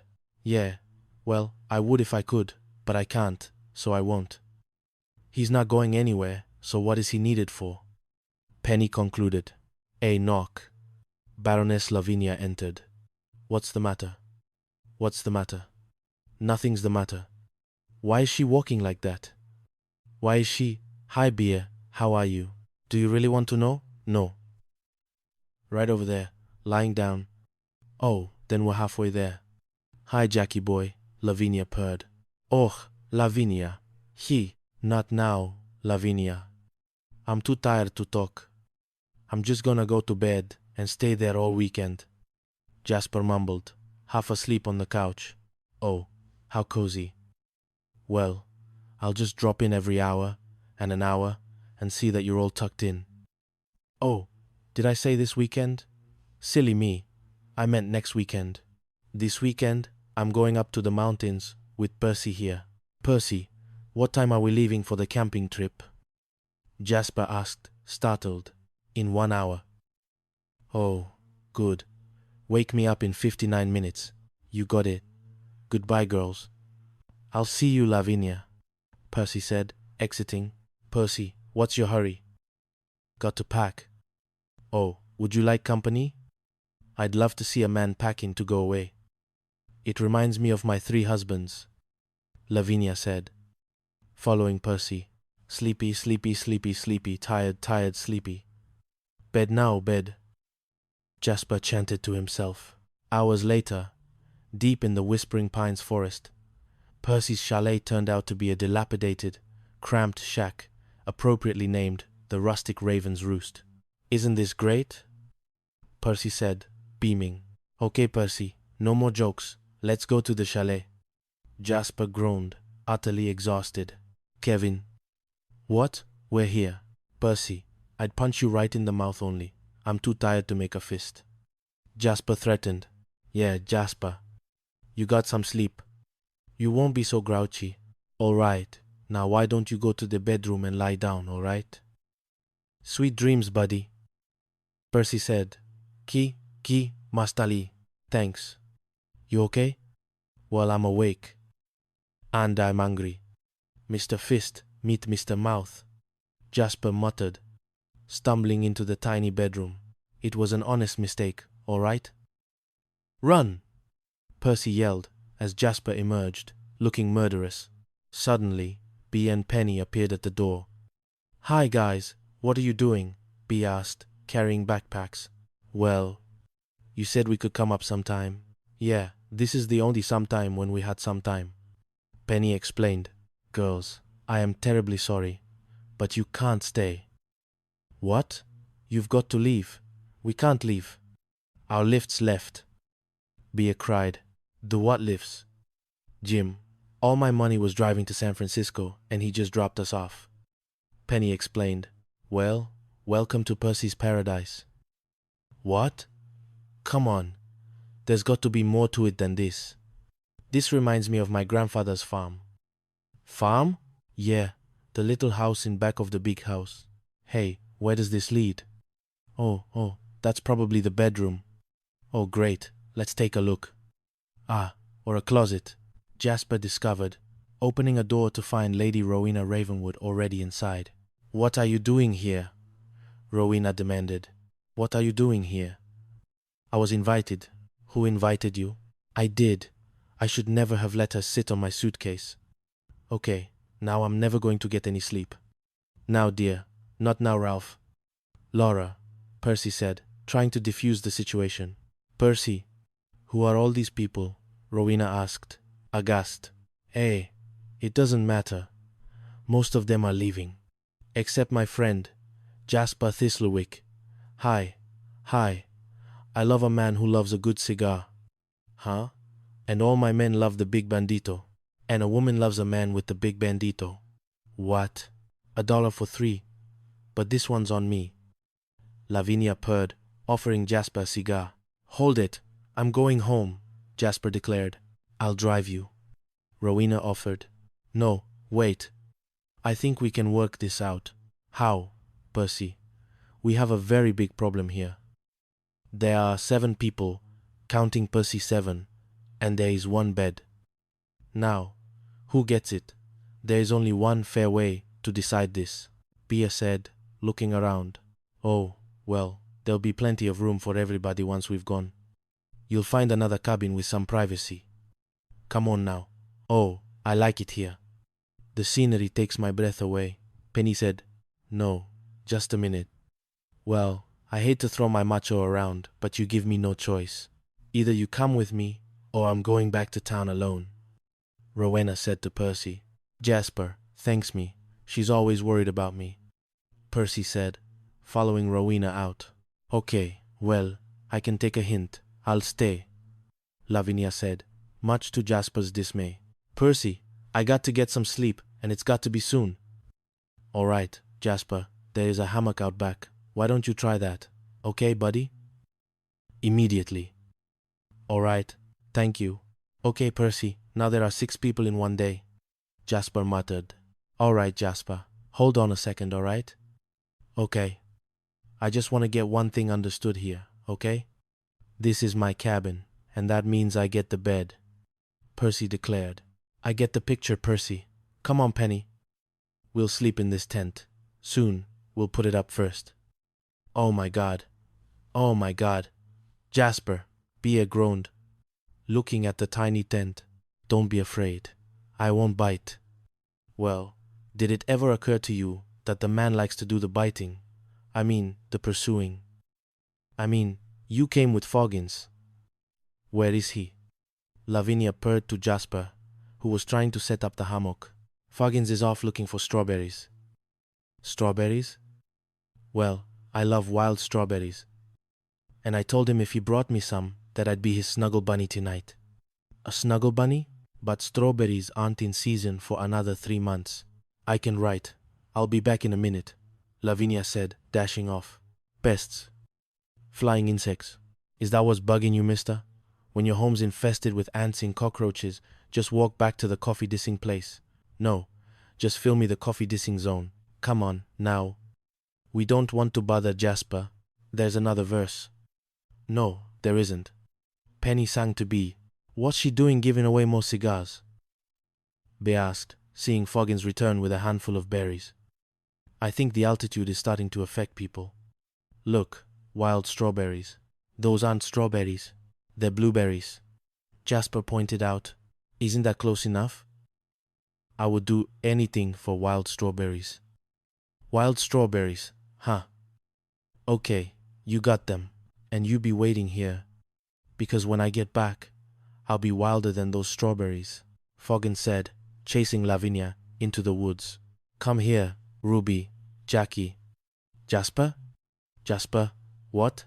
You are gorgeous. Lavinia purred, finding Jasper in the hammock. Watch it, Lavinia. You'll mess up my hair. If I don't get some sleep soon, I'm going to have a nervous breakdown. Sleepy time, bye-bye, Jasper. Go. Sleepy time, Jasper. You know what your problem is. You're tense. You need to relax. Why don't you take a swim? I mean, there's a stream right down by the trail, Percy suggested. I don't want to swim in a stream. I want to sleep in a bed. But I can't. And you know why, Percy? Because every time I lie down, there's somebody there. Help me, Percy. I need some sleep, Jasper pleaded. You got insomnia. You're riding in bed, Walt, counting no sheep, trying to improve shut-eye, and you'll fall asleep. Percy sang. Where's that stream? Jasper muttered, giving up. By the stream, Penny and Bear were having their own issues. Bear, what colors do they like? What colors do who like, Penny? Snakes. How should I know? Well, I'm just trying to decide which night it will be. Wear the red one or the blue one? Wear the red one. Yeah, but I kind of like the blue one. Well, then wear the blue one. Come on, Penny. Would you mind helping me put up this tent? Now take this hammer and hammer in that stake, and I'll work on the pole, okay? Okay. Vala karama, vala karama, vala karama. I hope they're not like bulls. Oh, snakes. What? You don't look when a bull sees red, he charges.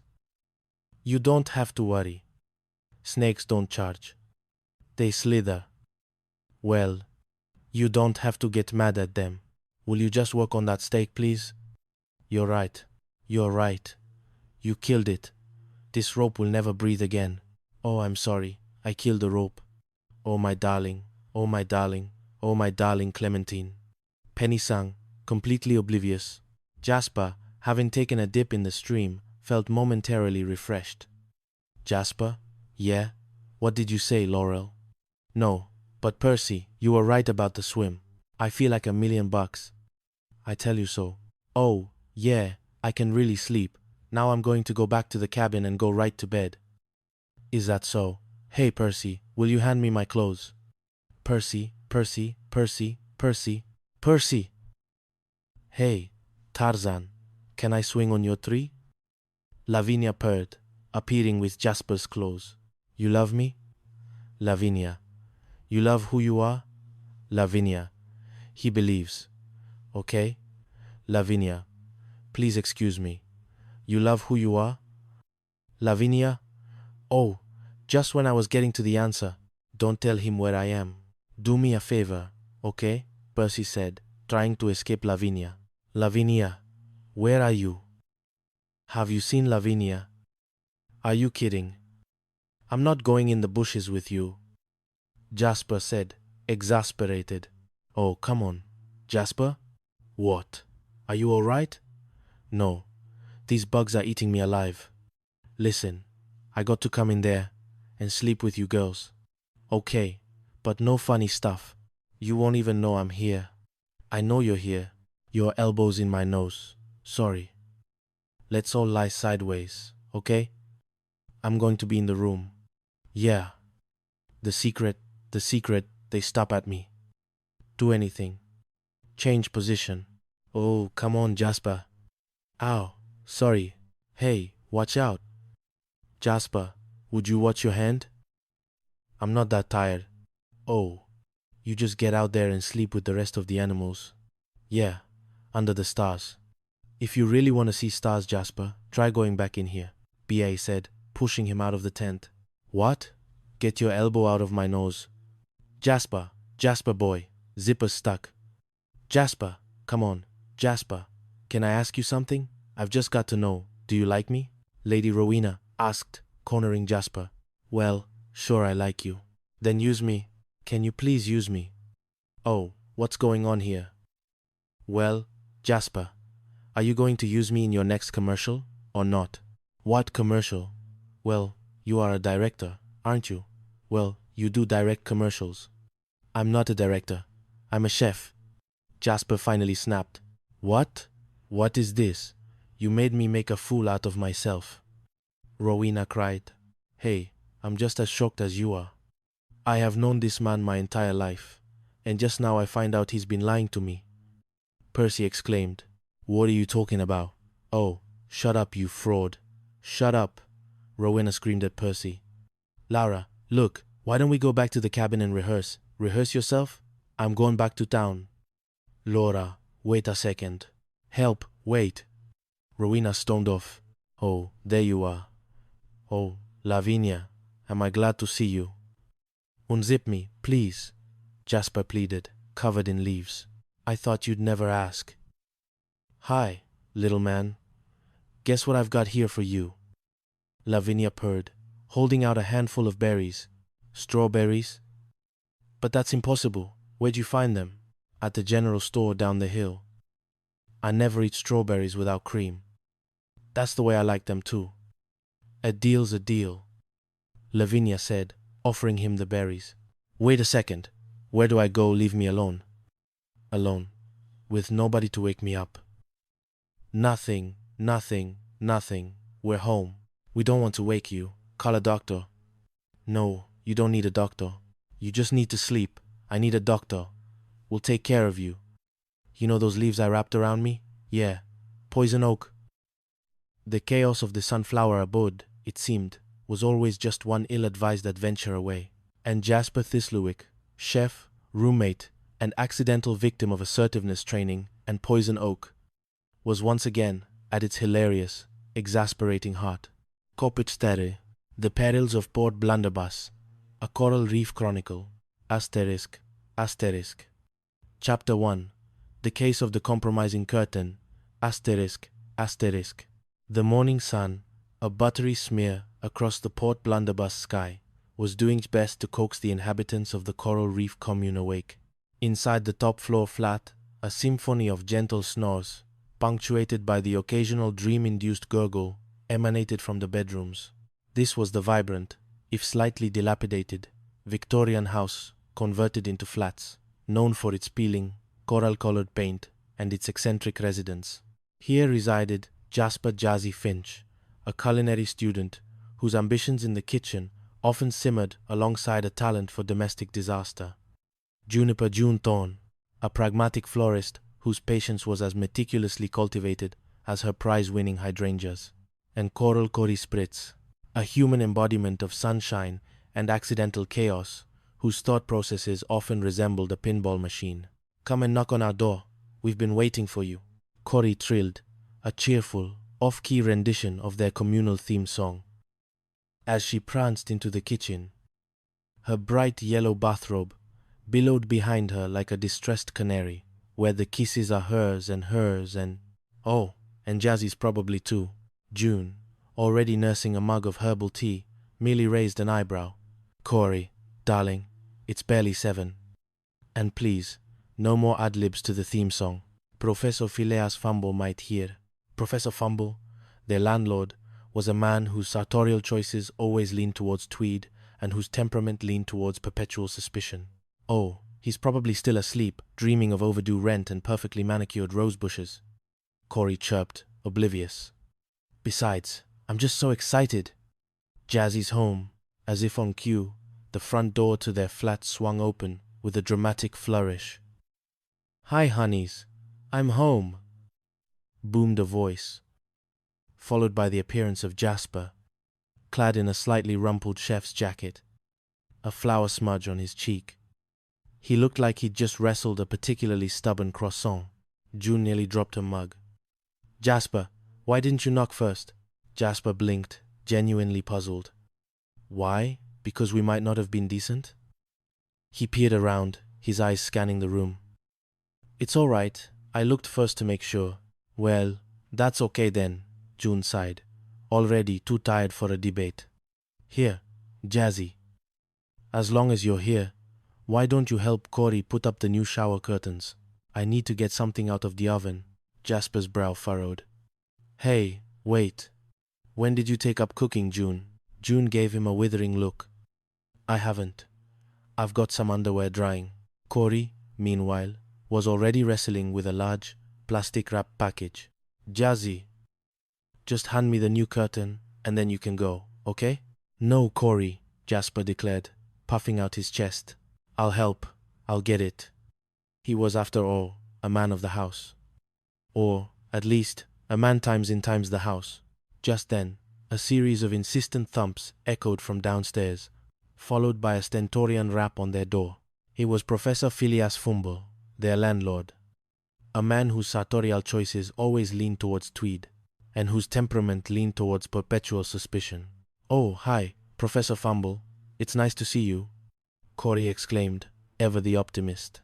Professor Fumble's face, usually a roadmap of disapproval, twitched.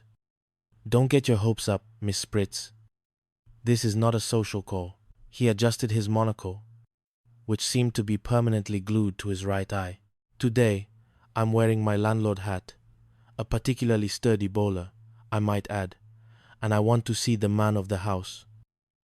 June, ever the quick thinker, interjected smoothly. Jasper is in the bathroom. Professor, would you excuse us? Surely. Fumble grunted, though his eyes narrowed suspiciously as he watched June usher him towards the bathroom door. Inside, the bathroom was a chaotic tableau. Corey, with her usual blend of enthusiasm and utter impracticality, had managed to get herself tangled in the shower curtain, which was still mostly in its packaging. Jasper, meanwhile, was attempting to untangle her while simultaneously trying to open the curtain package with his teeth. Okay, Corey, Jasper mumbled, a corner of the plastic in his mouth. I'll get in the tub with you. Then we can get it on. Corey giggled. If you ask me, I'll show you what to do. This isn't exactly the first time I've ever done this. Maybe so. But girls are better at this than boys, Jasper retorted, finally tearing the plastic. Come on, Jazzy. A little less talk and a little more action, okay? Corey said, trying to unfurl the curtain. Okay, you do your part. I'll do mine, Jasper agreed, reaching for the curtain rod. I don't think it'll reach, Corey mused, holding up a small, folded section. Of course not, Jasper sighed. You've got to unfold it first. Suddenly, the bathroom door burst open. Professor Fumble stood there, his monocle practically popping out of his eye. Professor Fumble? Professor Fumble, what are you doing? Corey squeaked, still half tangled in the curtain. Never mind what I'm doing. Fumble thundered, his face a furious shade of puce. What are they doing? Nothing, Jasper yelped, trying to look innocent while holding a large floral shower curtain. Oh, don't give me that, Fumble roared. I heard. Rub-a-dub-dub come hop in my tub. I heard all of it. Jasper and Corey exchanged bewildered glances. You heard all of what? Jasper asked. Just then, June, having retrieved her underwear, actually a casserole dish, the oven being a surprisingly efficient drying rack, from the kitchen, appeared at the bathroom door. What is going on in here? Yeah, I was just asking. How'd you get your clothes on so fast? What? Jasper stammered, his face a mask of confusion. Don't act so innocent, June. I know what's what. But how'd you get your clothes on so fast? June threw her hands up. Excuse me. What is he talking about? I don't know. Fumble, meanwhile, was still muttering. Ruba dub dub come hop in my tub. What are you talking about? Jasper, are you going to help me or not? Corey asked, still struggling with the curtain. Aha! Fumble pointed a trembling finger at Corey. How'd you get your clothes on so fast? What? Another innocent? Fumble declared, his voice rising to a fever pitch. I know what you were doing. Putting up a shower curtain? Jasper offered, holding it up for inspection. That's right. You have a shower curtain? Fumble asked, momentarily deflated. Of course. What do you think we were doing? June snapped, her patience worn thin. Well, it sounded like you were. Fumble trailed off, suddenly looking very small. Professor Fumble, you ought to be ashamed of yourself. June scolded. Why? What'd he do? Corey asked, ever the innocent. Nothing. Fumble mumbled, his shoulders slumping. I'm sorry. I apologize. I'm so ashamed. He looked like a scolded puppy. Wait a second, Professor Fumble, Jasper said, a flicker of curiosity in his eyes. What did you come up here for anyway? Fumble rubbed his temples. I can't remember. Boy, I have never seen anyone so ashamed of doing nothing. He turned and shuffled out of the bathroom. Come on, Jasper said to Corey. I'll be right with you, Corey. Corey, however, was still a bit disoriented. She took a step, slipped on a rogue drop of water, and with a yelp went down with a thud. What happened? June cried, rushing to her side. Oh, I slipped in the tub and I banged my head. Corey groaned, rubbing her temple. Oh, Corey, I told you never to wear your boots in the bathtub. June exclaimed, then caught herself. What's the matter? You're sticking a shower curtain. Come here. Just sit down. Sit down. Sit down. Jasper joined them. Concern etched on his face. Are you all right? I'm okay. Corey mumbled, swaying slightly. I'll decide how okay you are, June said, taking charge. Come on, Corey. Focus in now. How many fingers do you see? Corey squinted. 5. 5? 2 in a V, and 3 folded down. June let out a breath she hadn't realized she was holding. It's okay. She's normal. Normal. Except I just feel that.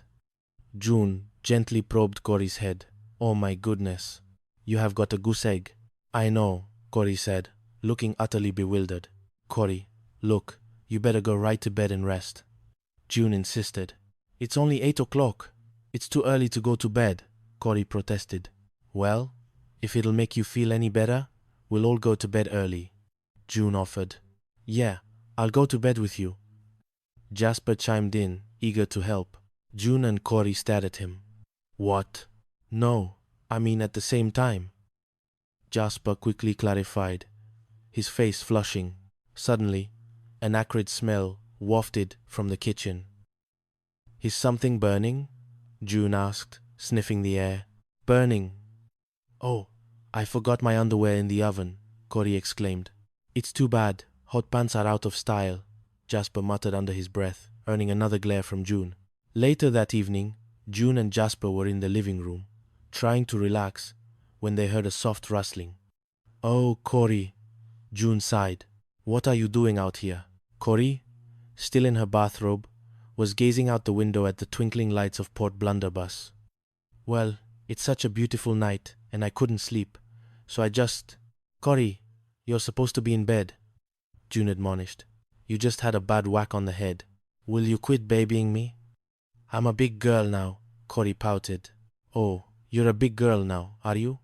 Jasper said, a mischievous glint in his eye. Well, you're acting like a baby, and I'm going to treat you like one.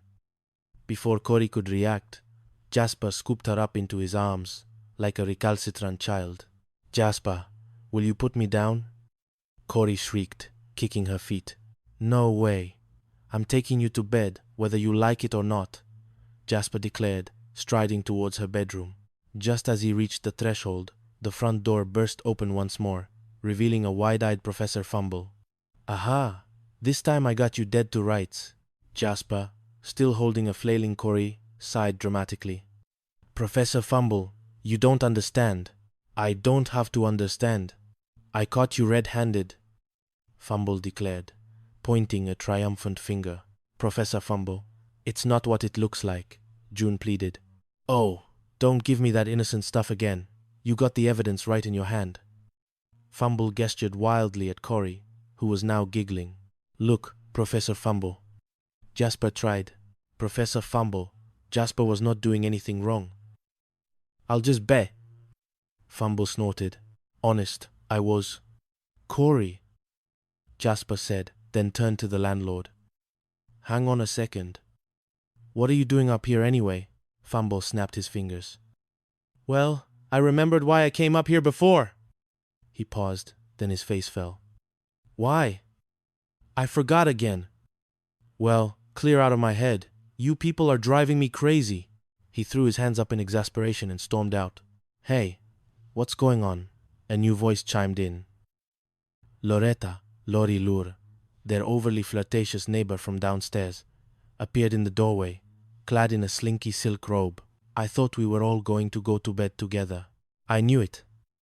Fumble's head popped back around the doorframe, his eyes wide with renewed suspicion. Now, you listen to me. This is a respectable place. No Roman orgies here, or else. He disappeared again, muttering furiously. Boy, when my head's not right, you both sure get into a lie, Corey said, suddenly looking pale.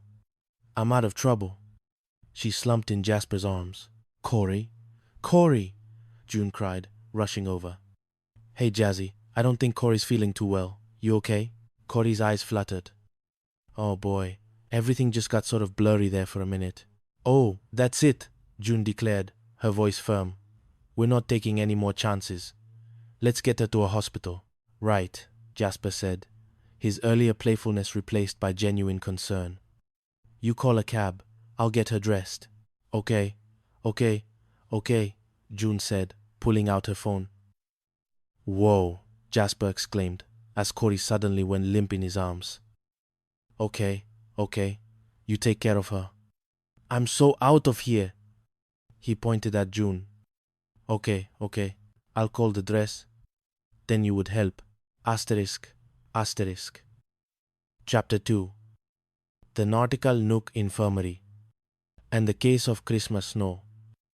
Asterisk. The Nautical Nook Infirmary.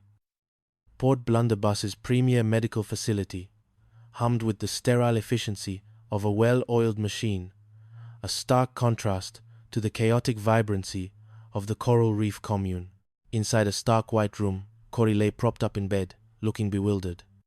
June and Jasper sat beside her, trying to maintain an air of calm they didn't quite feel. I still don't understand why I have to stay here overnight, Corey whined, her voice a little shaky. Oh, come on, Corey. Just relax, Jasper urged. Yeah, Dr. Theron Truce said he'd come up and talk to us as soon as he could, then we'll all know. Why did he have to take so much blood? Corey fretted, holding up a bandaged hand. It's my hand that got hit, not my blood. Let me see if I can go find the doctor, okay? Jasper offered, needing an excuse to escape the stifling worry. Thanks, Jazzy, Corey said. Well, if I have to stay here overnight, I'm gonna need some things from home. Oh, okay. What? June asked, already mentally compiling a list. Well, get down those 2 big suitcases from our closet, Corey replied, her eyes wide and innocent. June stared at her, then slowly nodded, deciding not to question the logic of 2 suitcases for an overnight stay. Just then, a kindly-looking nurse, Nurse Penelope, bustled in. Hello, and how are we feeling today? Oh, I'm feeling good, Corey chirped, a little too enthusiastically. That's good. Now, I need your full name, Nurse Penelope said, clipboard in hand. Christmas Snow, Corey declared, with a proud smile. Nurse Penelope chuckled.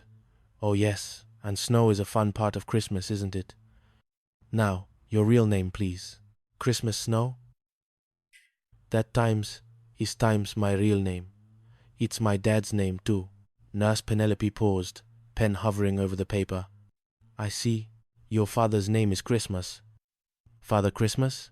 No, it's Snow. But he's not Christmas. He's Reverend. Well, really, he's Luther, but nobody ever calls him that.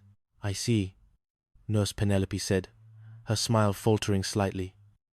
Father's name is Christmas, even though I wasn't born on Christmas Day, because my dad said that I was the best present he ever got.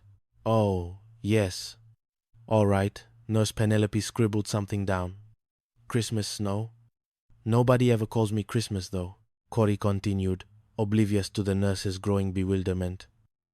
Well, in school, they used to call me Christmas Eve and Christmas Sale and Christmas Stocky, even Xmas. But now, everybody just calls her Cory. K-H-R-E-C. Oh, now, C-H-R-I-S-S-Y. Cory, spelled out helpfully. My mother said it's a good thing I wasn't born in June, because then I'd be named after Father's Day. And when my dad introduced me, he'd say, "Meet my daughter, Father." Nurse Penelope's eyes widened. Oh, now I understand. She's had a head injury. She turned to June. "Cory, would you excuse me for a minute? Be right back." She practically fled the room. June found Jasper in the hallway, looking frantic. "Oh, June, I just found Dr. Theron Truce." Dr. Truce, a man with a perpetually tired expression, joined them. "Hello, again. How's Cory?" "Well, I don't really know yet," June confessed. "The headache and the other symptoms could be due to an inner ear disturbance." "That would be relatively good news." "And the bad news?" Jasper asked, dreading the answer. "Well, it's going to take more tests and pictures, and maybe even a brain scan to find out," Dr. Truce said, his voice grave. "What else could it be? A cranial hemorrhage or clot? There is a possibility. And that could be very bad." "How bad?" June whispered, her heart sinking. Dr. Truce's silence was answer enough. "The worst." He paused. "It's late, June. Why don't you try to get some sleep?" "How could I sleep?" June cried, tears welling in her eyes. "Cory's in the hospital. We don't know how bad it is." "No way. I'll make some nice warm milk. That'll do it." "No, Jazzy. That's not going to do it," June said, her voice trembling. "Nothing's going to make me shut my eyes tonight. How about some nice Scotch tape over your eyelids?" Jasper offered, trying to lighten the mood. June gave a watery laugh. "I know you're just trying to lighten up the mood, but it won't work. I'm scared." "June, remember, the doctor said it's just a possibility," Jasper reminded her gently. "That's all." "Well, that's enough.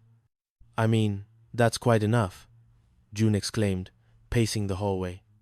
"Gosh, Cory isn't just my roommate. She's my kid sister. She's my biggest aggravation. And she's the sweetest bubblehead that ever was my best friend." Jasper put an arm around her. "June, Cory's gonna be fine. She better be, or I'm gonna break her neck." "That sounds like something Cory might have said," June said, a small smile breaking through her tears. "Yeah," Jasper agreed. "You know, I'd give anything to hear one of her dumb stories right now." "Me too," June sniffled. "Or her." "Oh, come on, June. Try not to cry. That's not going to do Cory any good now, okay?" "You're right, Jazzy. You're right. You're right. I'm sorry," June said, wiping her eyes. "But you don't have to laugh. I don't know why, but I was just thinking about the time that the telephone man came to put in our push-button phone." "Oh, yeah," Jasper chuckled. "And he asked Cory if she wanted an extension. And she said, 'No, thank you. We'll pay for it now.' Oh, gosh. But the really funny part was when he said, 'Look, do you want a 20-foot or a 10-foot cord?'" June continued, a genuine smile now on her face. "Yeah," she said. "No, a 2-foot cord will be fine. It only has to reach up to my ear." "Yeah?" "Was?" June's eyes snapped to his. Is. Yeah. I can't believe I said that. Jazzy. She times is times going to be okay. Jazzy, can you tell me? No fooling. She's going to be okay, June pleaded, her earlier bravado gone. Somebody always watches out for kids like Cory, Jasper said, a surprising earnestness in his voice. You do? June asked, a glimmer of hope in her eyes. Well, in that case, if you have any favors coming, Jazzy, you ask for them now, okay? I already have, June. I already have, Jasper murmured, a quiet prayer in his heart. A loud, insistent knocking echoed from the hospital room door. I'll get it. I'll get it. I know it's late, Jasper said, heading towards it. Professor Fumble stood in the doorway, looking disheveled. Good thinking, Professor Fumble. Now, hold on a minute. I finally remembered why I came up here before. He paused, then his face fell. It's really nothing, and I know I probably shouldn't even be bothering you to decide. Right again, June muttered under her breath. But you can't blame me for forgetting. Fumble continued, looking aggrieved. After seeing what I saw. You getting mad at me? Professor Fumble, what you saw was not what you thought it was, Jasper said, exasperated. What else could it have been? Fumble demanded. There you were, carrying Corey, heading for the bedroom, wearing that frilly little half-nightie. I mean, she was worried that you weren't. Professor Fumble, for your information, Corey is in the Nautical Nook Infirmary. June cut him off, her voice sharp. Nautical Nook Infirmary? Fumble's jaw dropped. Yeah, she fell down, and she hit her head, and there's complications, and there's maybe even worse. June explained, her voice cracking. And see, Jazzy was just trying to make her go in and rest. That's what you saw. Corey's in the hospital? Fumble repeated, his bravado completely gone. Yeah. And we won't know the test results until morning. Oh, I'm sorry, Fumble mumbled, looking genuinely distraught. I'm a poor kid. Is there anything I can do? You can tell us why you came up here, Jasper suggested.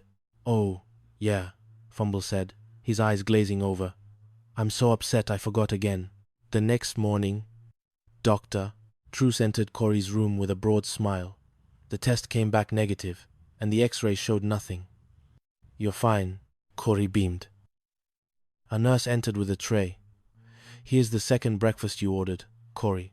Oh, thank you, Corey exclaimed, digging in. Corey, you shouldn't eat all that, June chided gently. You ought to thank me for getting rid of this hospital food before any sick people eat it, Corey replied, mouth full. There was no answer when I called your roommates, Nurse Penelope said, popping her head in. They must have left already. Oh, okay. Thanks a lot, Corey said. Well, they won't mind when they hear the good news. I'm not going to fall on my face somewhere? No, Dr. Truce assured her. Not even when I trip? Corey pressed. Oh, no. Yes, of course, when you trip, Dr. Truce corrected himself with a sigh. And when you get my bill. That's my little joke. Yes, Corey. The dizziness was caused by an inner ear disturbance. But I can say definitely that now you're perfectly normal. Well, you must be a great doctor, because I never was before, Corey declared. Dr. Truce laughed. Corey, you're some character. You know what I was thinking last night, Doctor? I can hardly wait to hear, Dr. Truce said, a weary smile on his face. Well, I was lying here last night, and I was thinking how practical God was when he made us, Corey began. How do you mean? Well, for instance, take our ears. Not only are they good to hear from, they're in the perfect place for holding up our glasses. I can't argue with that, Dr. Truce admitted, and he gave us not 9, not 11, but 10 fingers, which is the perfect amount for counting. Corey continued, counting them out. And this is it. Wonderful that you put our arms on top of our hands. Dr. Truce looked confused. I'd hate your pardon? Well, if it weren't for our arms, our hands would hang from our shoulders like this. Corey demonstrated, letting her arms flop. Look, we won't be able to scrunch our backs. Just then, June and Jasper burst into the room, their faces etched with worry. Are you jumping, June? Jasper asked. Yes. Is there any news about Corey Spritz? I tried to call. June exclaimed. The doctor better tell you. He's with her now, Nurse Penelope said, pointing. Thank you. June and Jasper rushed to Dr. Truce. Doctor, how's Corey? Dr. Truce, trying to suppress a smile, said, Oh, she can go at any time. June and Jasper's faces went white. She can go? Any time. Jasper stammered. Yes. I'm sorry. Dr. Truce said, his eyes twinkling. Does Corey know? June whispered, tears welling up again. Yes, I just told her. Dr. Truce confirmed. Oh, I'm gonna miss that girl, June sobbed, collapsing into Jasper's arms. Corey, meanwhile, was beaming. Hi, Jazzy. Hi, June. Oh, hi. I'm so happy to see you both. June and Jasper stared at her, utterly confused. Oh, gosh. We're glad to see you too, Jasper managed. Did you talk to the doctor? Yes, Corey said, her smile unwavering. And you know? Yeah, June choked out. How do you feel? Oh, fine. The not knowing was the worst part of it, Corey declared, completely misinterpreting their distress. Oh, Corey, June wailed. I'm sorry, Corey said, looking genuinely apologetic. Hey, how are you guys? You've been so terrific through all of this. Corey, you shouldn't be thinking about us now, Jasper said, trying to compose himself. Oh yeah, you know, as long as I live, I'll never forget how super you both were. Corey continued, a wistful look on her face. Corey, is there anything that you want? June asked, trying to hold back another sob. I mean, anything? You name it. Well, before I go, I would like to go around and say goodbye to all the nurses, Corey said. They made it lots easier. Oh, sure, honey, June said, her voice thick with emotion. Jasper, meanwhile, was trying desperately not to cry. Oh, Jazzy, well, it's almost over. No more worrying about me, Corey said cheerfully. Soon, this will all just be a memory. Jasper sniffled. What's wrong? Just something in my eye, June lied, wiping her own tears. Corey, did the doctor say when? Jasper asked, his voice cracking. When what? Corey asked, tilting her head. When you'd be going? June managed to get out. He said, around noon. Corey replied, So fast. So fast. Jasper cried, clutching June. You know, I wish this were in a hospital, Corey mused. I'd just love to shoot off some firecrackers, really go out with a bang. She winked. June and Jasper exchanged a look of utter despair. Excuse me, June mumbled, pulling Jasper into the hallway. Me too. I'll be right back. What's the matter with you guys? Corey called after them. In the hallway, June burst into tears. Jazzy, why does it always have to happen to the good ones? I have never seen anybody so brave. We're gonna have to be brave for Corey, okay? Jasper said, trying to pull himself together. Can you pull yourself together? Professor Fumble suddenly appeared, holding a small bouquet of wilting daisies. Hi. I got here as quickly as I could. I brought these for Corey. Oh, I'm sure she'll appreciate them, June said, trying to compose herself. Yeah, the nurse told me about Corey. Make sure these go with her, Fumble added, surprisingly practical. You're worried about what happens to the flowers? Jasper asked, incredulous. Well, sure, there's no sense in leaving them behind, Fumble said. Oh, and if you wrap things up here by 12, you won't have to pay for another day. The money isn't important, June snapped. You mean she's covered by insurance? Fumble asked. Professor Fumble, please stop talking about things like that, Jasper pleaded. Well, it doesn't hurt to be a little practical, Fumble insisted. You just drop it, June shouted, her composure finally breaking. Well, fine. But when it's all over here, you can take her home, prop her up on a sofa with some pillows, and stare at her all day, Fumble suggested. We'll toss you some. Jasper's eyes narrowed. In a minute, I'm gonna choke this man. I'm gonna choke him. I'm gonna put my hands around the man's neck. Just then, Corey reappeared, looking radiant. Oh, hi, Professor Fumble. Corey, best wishes. Oh, thank you. You're so lovely, Corey said, accepting the daisies. Excuse me, Nurse Penelope said, approaching Corey. Corey, you should be back in bed. Why? I have to get dressed, so I'll be ready to leave, Corey replied. Leave? June and Jasper exclaimed in unison. You can't believe Corey. You're supposed to be Carrie. Are you still here, Corey? Nurse Penelope asked, a smile on her face. Hospitals are only for sick people. Well, yes, but, you know, she... June started. This girl is the funniest patient I've ever had. Nurse Penelope interrupted, laughing. She had me laughing so hard, I was crying. You mean You mean she's all right? All right. All my patients were like her. I'd be out of business. Well, have a nice trip home. Goodbye, everybody. Bye, doctor. Thank you, June and Jasper chorused, their faces a mixture of relief and utter confusion. I'll call a cab. Corey looked at her roommates, still perplexed by their behavior. Thanks. What's the matter? June and Jasper threw their arms around her, laughing and crying all at once. Oh, everything is all right. You're well, Corey, you're well. Oh, Corey, you're well. Jasper repeated, tears streaming down his face. Corey, well, what are you so excited about? Corey asked, still not quite grasping the situation. Well, you see, we thought that we'd lost you, June explained, still hugging her.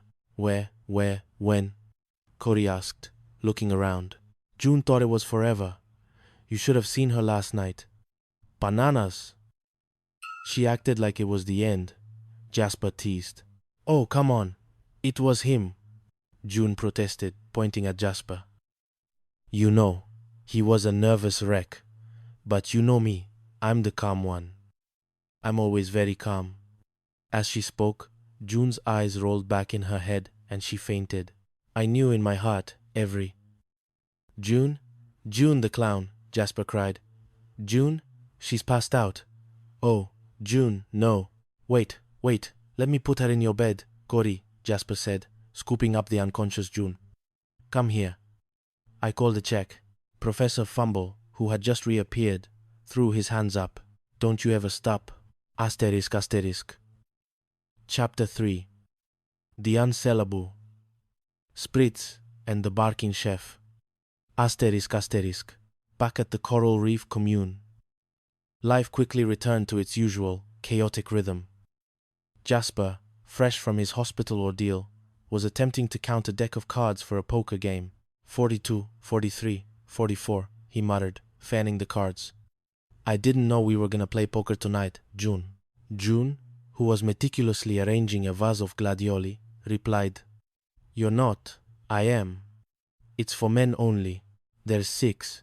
47. She looked up, a puzzled expression on her face. Jasper, why are there only 47 cards here? Oh, well, Corey interjected, skipping into the room. Corey and I were watching this cowboy movie. And? Jasper prompted, bracing himself. And one of the cowboys was playing that game. You know, the one where they throw all their cards into a hat? So, Corey and I tried it. Jasper's eyes widened in horror. June, why are there 5 cards missing from this deck?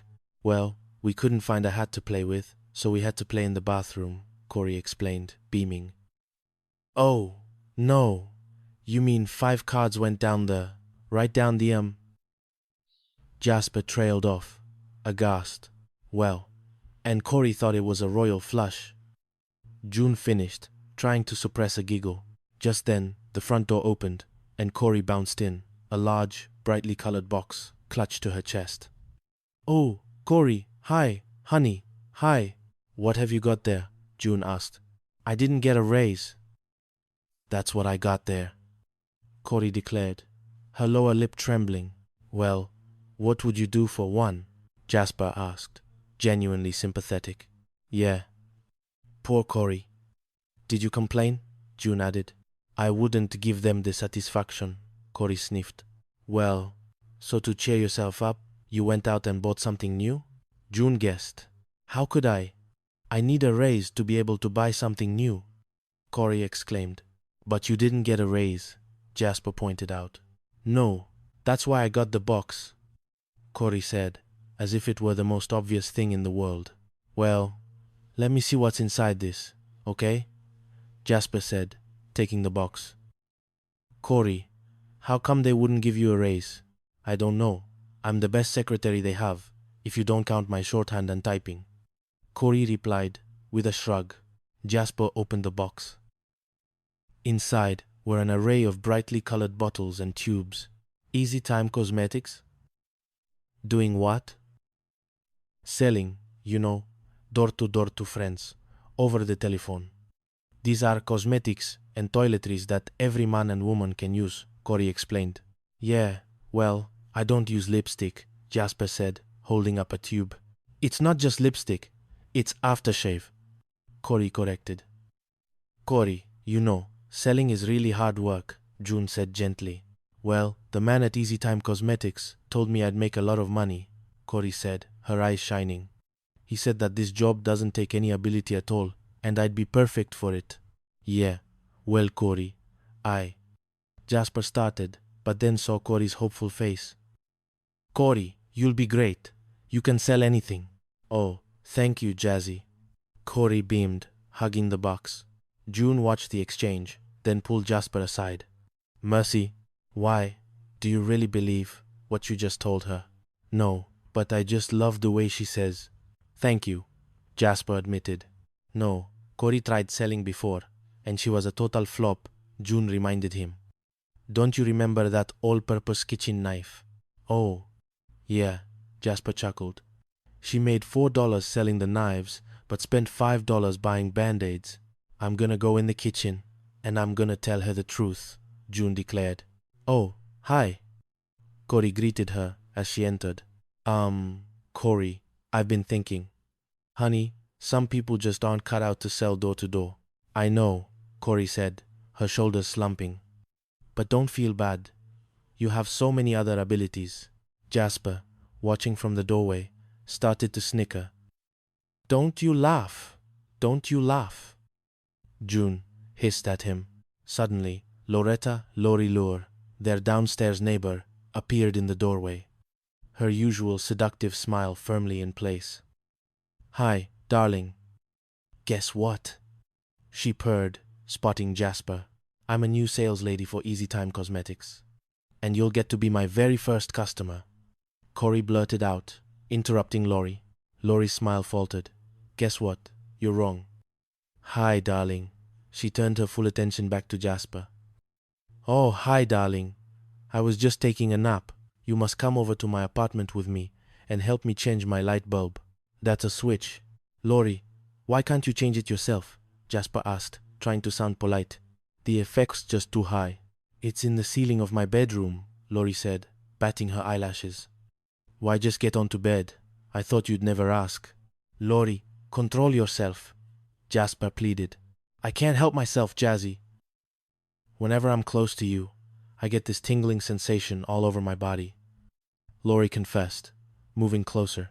Hey, if you want your body to tingle, why don't you try some of my new bath lotion? Blondes have more fun. Corey piped up, holding out a bottle. Lori shot her a venomous look.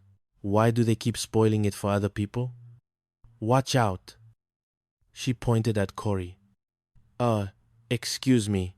It's my turn to answer the door. It was Professor Fumble again, looking even more agitated than usual. Oh, look, it's Professor Fumble. Well, maybe he can take care of your ball, Lori, Corey said, misunderstanding. Yeah, I'm great with flowers, Fumble grumbled. Well, why don't you go plant yourself? Lori snapped, then turned back to Jasper. She just can't trust herself to be in the same room with me. Oh, yeah, I can tell she really likes you, June said, a hint of sarcasm in her voice. Yeah, and she seems to have taken a motherly interest in you too. Young fella, Professor Fumble added, a knowing look on his face. A motherly interest? Jasper asked, bewildered. Well, sure, what else could it be? Knowing Jack's inclinations, so to speak, Fumble said, winking at June. Oh yeah, right, my inclinations, Jasper mumbled, trying to look offended. Yeah, it's a darn good thing you're not interested in her too. Otherwise, you'd be out baggage and patio, Fumble warned. What can we do for you, Professor Fumble? Oh, Lenny told me you're having a poker game up here tonight, Fumble said. Poker? We're not playing any poker, Jasper said, remembering the missing cards. Oh, that's a shame. I got $100 just burning a hole in my pocket. And I've always wanted to learn how to play poker. Fumble sighed dramatically. Oh, poker. I'm sorry. I thought you said poker. Jasper quickly corrected himself. You never heard of poker? Fumble asked. Neither have I. That's why I puzzled me when you said it, Jasper lied smoothly. Hey, why don't we play that on my place? Well, that's great. I'll get it together. Great. Okay, Jasper agreed. Professor Fumble, before you go, how would you like to buy some of this fantastic new cologne I'm selling? It's absolutely, Cory began, holding out a bottle. Oh no, thanks. I got all I need. I'm a member of the Odor of the Month Club, Fumble said, waving her off. Well, how would you like some musk oil? No, thanks. My musk isn't squeaking, Fumble replied, and exited. Now, you see that, Cory? June said, shaking her head. Professor Fumble didn't buy anything either. I think you should give up the whole idea of selling. Yeah, but he's a landlord. Landlords always say no, Cory argued. I'm gonna go down to the Salty Siren Tavern. I bet I can sell some of this stuff there. See you later, Cory. June called after her. I think I'll grab something to eat, Jasper said. Hey, what about me? June demanded. All right, I'll grab you, Jasper said, pulling her into the kitchen. At the Salty Siren Tavern, a dimly lit, smoky establishment favored by Port Blunderbuss's more colorful characters, Cory approached a table where two burly men were engaged in a heated game of darts. Hi, guys. Hi, Cory chirped, oblivious to their scowls. I'm selling if you're buying. And it won't cost you much either. My prices are practically giving it away. One of the men, a grizzled fisherman named Barnaby, took a long drag from his cigarette. Cory, I'm only doing this part-time, you know. I have a regular job. Oh, sure. We understand, Cory said, nodding sagely. Good, because I'm looking for repeat business. And if you're not completely satisfied, I have a money-back guarantee, Barnaby declared, pointing to his dartboard. Cory blinked. I must be dreaming. What do you say we go over to my place? She asked the other man, a gruff sailor named Silas. Me too, Silas grunted. Why? We can take care of it right here, Cory insisted. Here? Sure. This table will do just fine, Cory said, pulling out her cosmetics. I'll show you what I'm selling. I have a full line of shampoo, aftershave, clothes. Barnaby and Silas exchanged a look. Forget it, Barnaby said, pushing his chair back. Come on, Silas. I'll buy you another drink. Cory watched them go, her face falling. A barmaid, a tough-looking woman named Brenda, approached her. Yeah, you know, for a minute, I thought it was Christmas. Your coffee reminds me of my mother's. Really? Cory asked, brightening. Sure. My father always said it was grounds for divorce, Brenda said, then turned away. Cory's face crumpled. Now, don't you start, she mumbled to herself. No, I won't do anything, I promise. She looked at her array of cosmetics. Oh, what's the matter? This stuff's supposed to sell itself, and it better, because I can't sell any of it. I can't do anything right. Just then, June and Jasper, having finished their dinner, entered the tavern.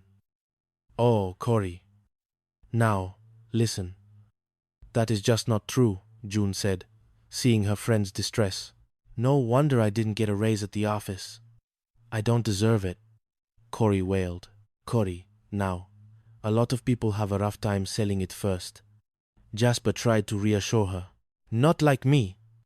Two men walked away, and one man made me write a letter to his wife. Cory cried. Why? June asked, bewildered. Because I spilled a bottle of perfume all over his pants, Cory confessed. Cory, I'm sure you can be real good at selling, Jasper said, trying to be encouraging. You just got to learn to be tough. No? Cory asked, confused. No. And when you're selling, you always have to go, Jasper urged. Go. Cory repeated, a flicker of hope in her eyes. That's right. And remember, no means yes. Can you do that? Jasper asked. Yes, Cory declared. And why are you so unhappy? Jasper asked. Because yes means no. Cory burst into tears and ran out of the tavern. Cory, wait a minute. June called after her. Oh, Jazzy, let her go. Why? I want it, Jasper mumbled. I know what you want, June said, pointing to the bar. He's right over there. Just then, Laurie appeared, sidling up to Jasper. Laurie, you got to do me a favor. Oh, I will if you will, Laurie purred. Okay, Laurie, if you do me this favor, I'll come up and fix your bulb, all right? Jasper said, desperate. Good. And then we'll turn it off, and you can turn me on, Laurie whispered. Okay. What is it you want me to do?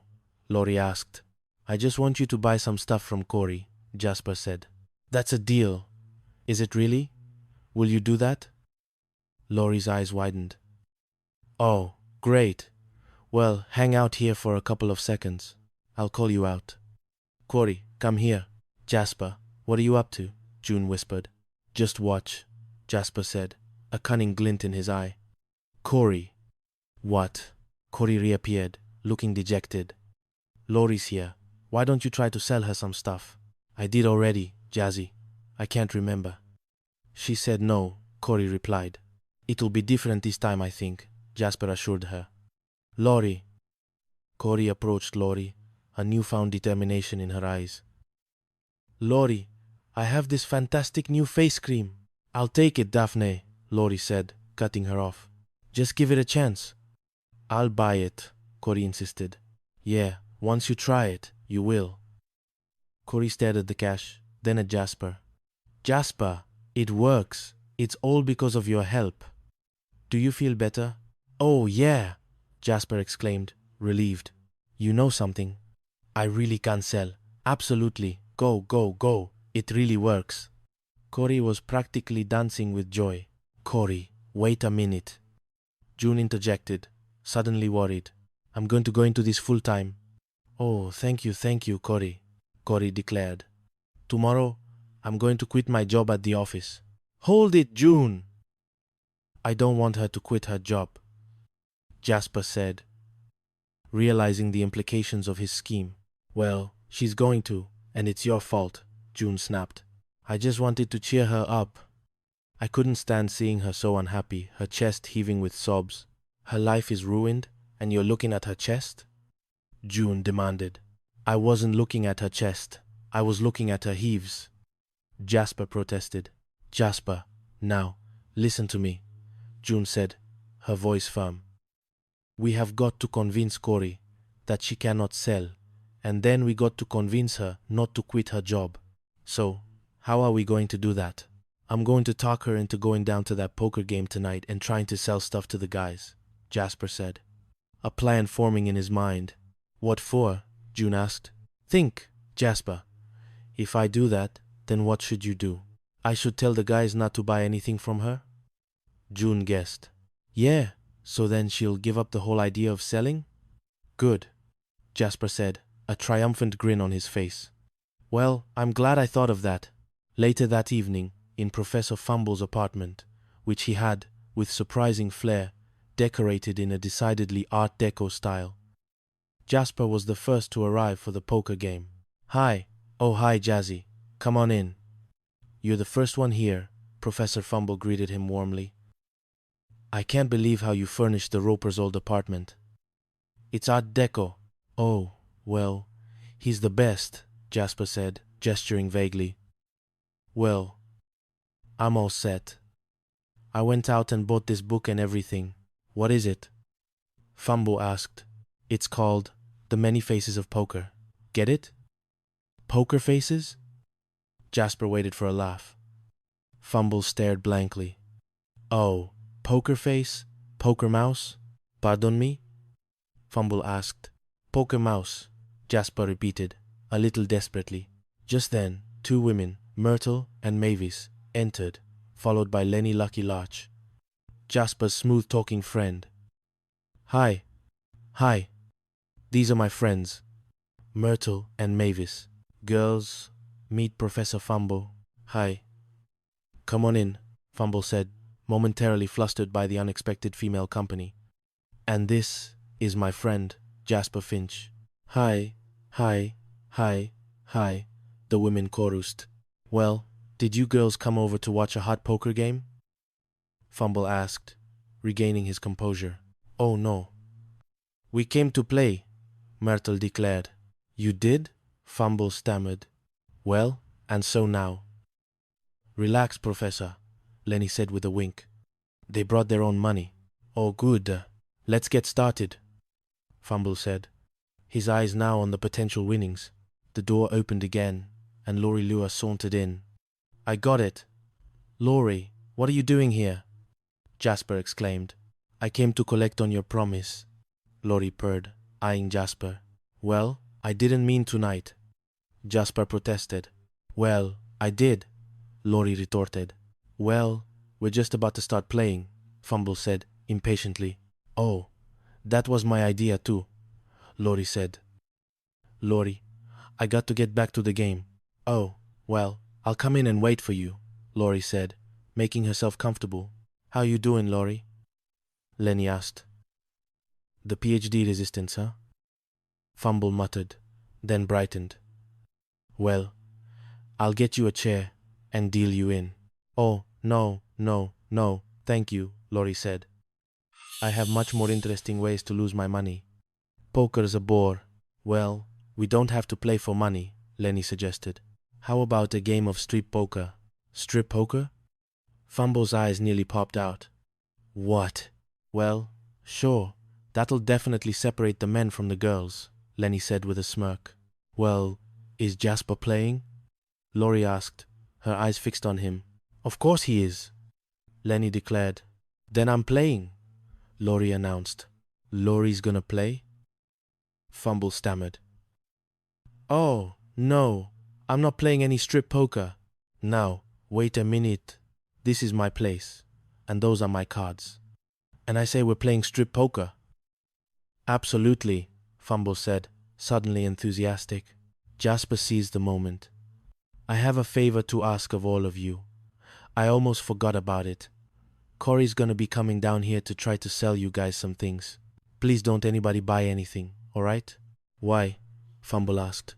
Just promise me you won't buy anything. Otherwise I can't stay. Jasper pleaded. Oh, okay. Nobody buys anything, all right? Fumble agreed, then turned to the others. Let's play some strip poker. Pakazita kunalini. Namakazita. Whoa, where are you going? Jasper asked Lenny, who was heading for the bedroom. Oh, I'm just gonna put on a jacket and a tie. Lenny replied with a wink. Upstairs, Corey was bubbling with excitement. June said, trying to be cautious, at least you should think about it for a while. June, thinking never works for me, Corey replied. Well, okay. Laurie is the only person you've sold to. Yeah, and she doesn't even like me, and I made her buy, Corey said proudly. Yes, Corey, but that's still just one customer, June pointed out. Yeah, and one is my lucky number, Corey insisted. Remember the company picnic last May? Yeah. It was on the 15th. My raffle ticket was number 12. Then won $10. Say, see what? June asked, utterly lost. All the numbers start with 1, Corey declared. I'm getting a headache, June muttered. June, my lucky number is really starting to work for me, Corey said, bouncing on her toes. It is? June asked, a new idea forming. Yeah! Well, in that case, Corey, I think you should strike while that lucky number is really hot. There's a poker game going on downstairs on the first floor, June said, pointing downwards. Yeah, first starts with a 1, Corey exclaimed. Yeah, that's right, Corey. And you know what else? The people down there, they've got their money on the table. So why don't you go down there and try and sell them? June urged. Okay, June, okay. This is gonna be as easy as falling on a log, Corey chirped, grabbing her box of cosmetics and heading for the door. Downstairs, the poker game was in full swing, though the strip element had quickly devolved into a competition of who could remove the most innocuous accessory. Fumble had taken off his monocle, Lenny his watch, and the women their earrings. Well, here it is. Ace is up. No good, Lenny grumbled. I got 3 queens, Fumble announced triumphantly. Oh, here we go. Professor Fumble, you can do me a favor. Next time we play strip poker, could you not have vinyl chairs? Lenny asked, trying to peel his bare arm from the seat. Pereram supates. Suddenly, a knock on the door. Oh, that'll be Corey, Jasper whispered to June, who had joined him to observe the sabotage. Listen, remember what I told you. Nobody buy anything, okay? Hello, everyone. Corey, what are you doing here? I came to see if you all wanted to buy some of my wonderful products, Corey said, holding up a tube of lipstick. Oh, isn't that nice? Lenny said, winking at Jasper. Hey guys, Corey's got some great things to sell. Anybody interested? No, chorused the poker players. Oh, what a tough break, Corey mumbled, her face falling. Jasper, watching from the doorway, whispered to June. Go, go, go. Thanks, guys, Corey said, trying to put on a brave face. I'm all for that, Fumble declared.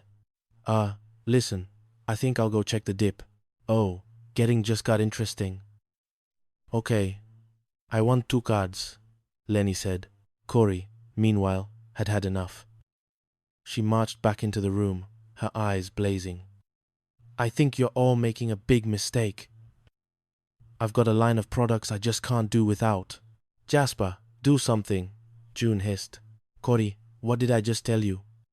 Jasper whispered, trying to remind her of the plan. Go, go, go.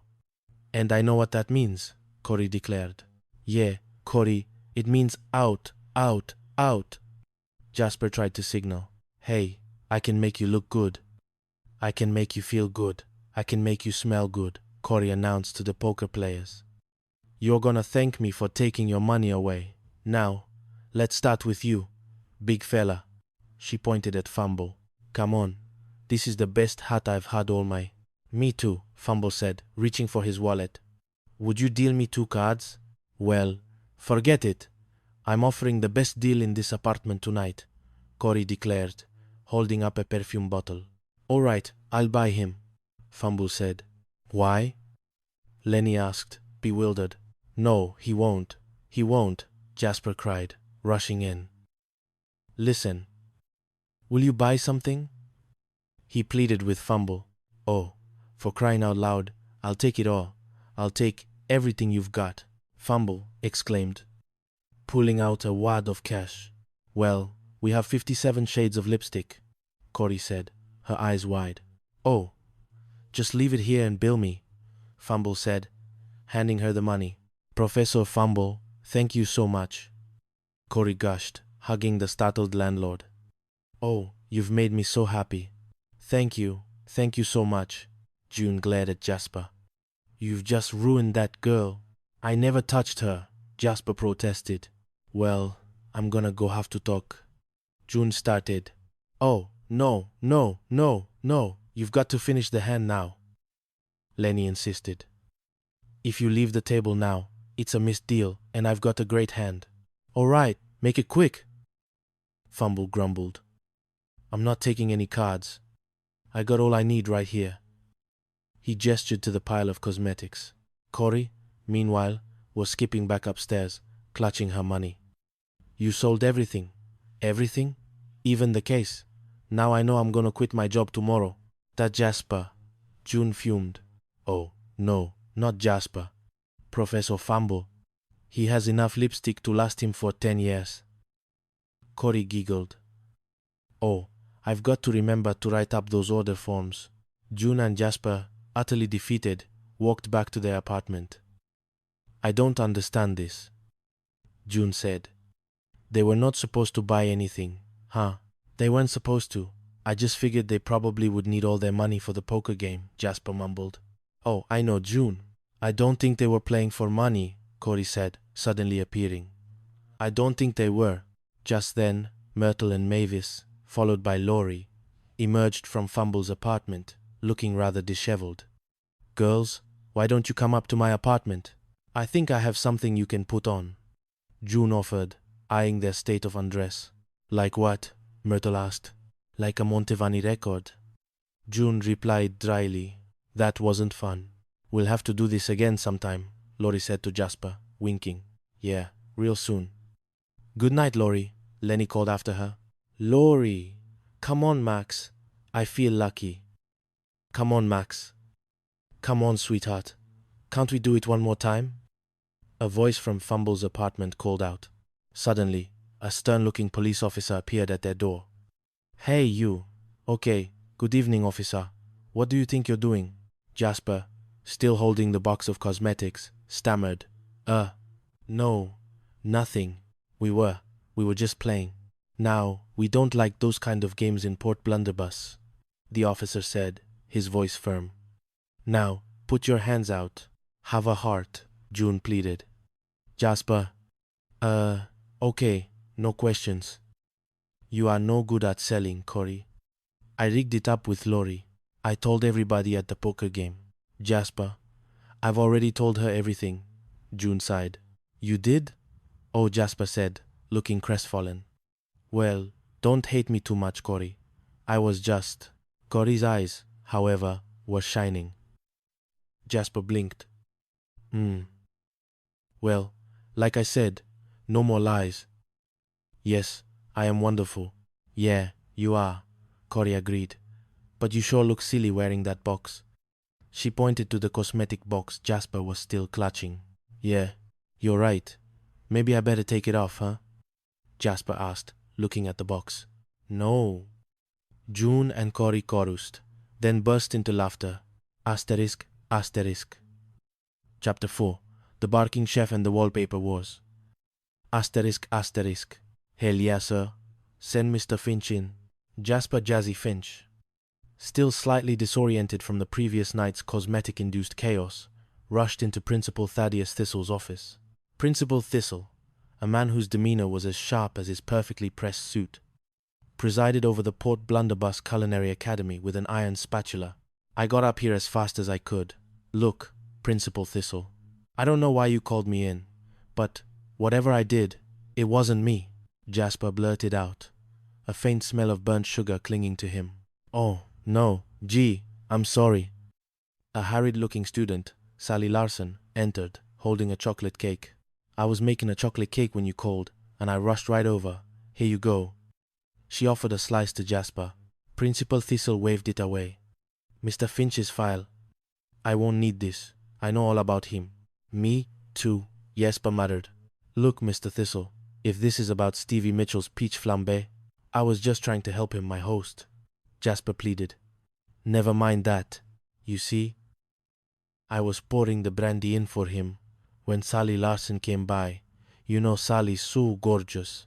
I've been trying to meet her for months. Anyway, I started talking and pretty soon I'm talking and pouring and pouring and talking. And then Stevie lit the flambé. But he's gotten over it now. His eyebrows are just starting to grow back. Thistle steepled his fingers. Finch, I'm gonna pay you a high compliment. What, you like the way I burned his eyebrows? Jasper asked, hopeful. No. I mean, this Saturday I'm having a few friends in for a gourmet dinner, and I want you to cook it, Thistle announced. Really, sir? Wow. Jasper's eyes lit up. This Saturday I was gonna go out on a date with Sally, but I'm sure she'll understand. After all, a job's a job, and the money'll come in handy. Thistle chuckled darkly. Funny. Oh, no. Finch, I mean, you're still a student. You wouldn't want to damage your amateur standing, would you? Well, no, but that's a lot of work, Jasper protested. Oh, this is a big honor for you, and it's good experience, Thistle said dismissively. Yeah, well, that's not fair, is it, sir, for me to do all that work for free? Jasper argued. You look like this, Finch. How much longer have you got to go before you graduate? Thistle asked. A year? Well, you want it to be a happy one, don't you? Yes, sir, but I think I should get paid for it, Jasper insisted. Then I'll see you this Saturday. Oh, a simple 7-course dinner will be adequate, Thistle said, effectively ending the conversation. But for no money at all. I mean that. Jasper fumed as he recounted the story to June and Corey back at the commune. I'll tell you, we can't get Professor Fumble to do anything, June sighed. Jasper asked him to paint the kitchen cabinets. He said no, so Jasper had to do it himself. Yeah, it must be so nice to have a man around the house, Corey mused. June, a veteran of 3 failed marriages, scoffed. I had 3 men around the house. They were also around my neighbor's house, my girlfriend's house. Their secretary's house. They were really helpful, weren't they? Cory asked innocently. Cory, I don't think they were painting any kitchen cabinets, June said, rolling her eyes. Oh, crap. How awful. Men, no wonder you gave up marriage and went into business, Cory declared. Men can give you heartaches in business too, June sighed. You know, when I first became an executive, they didn't even give me a secretary. No kidding. How come? Because I'm a woman, they expected me to do my own typing, June finished. Yeah, they didn't give me a secretary either, Cory said, nodding. You are a secretary, June pointed out.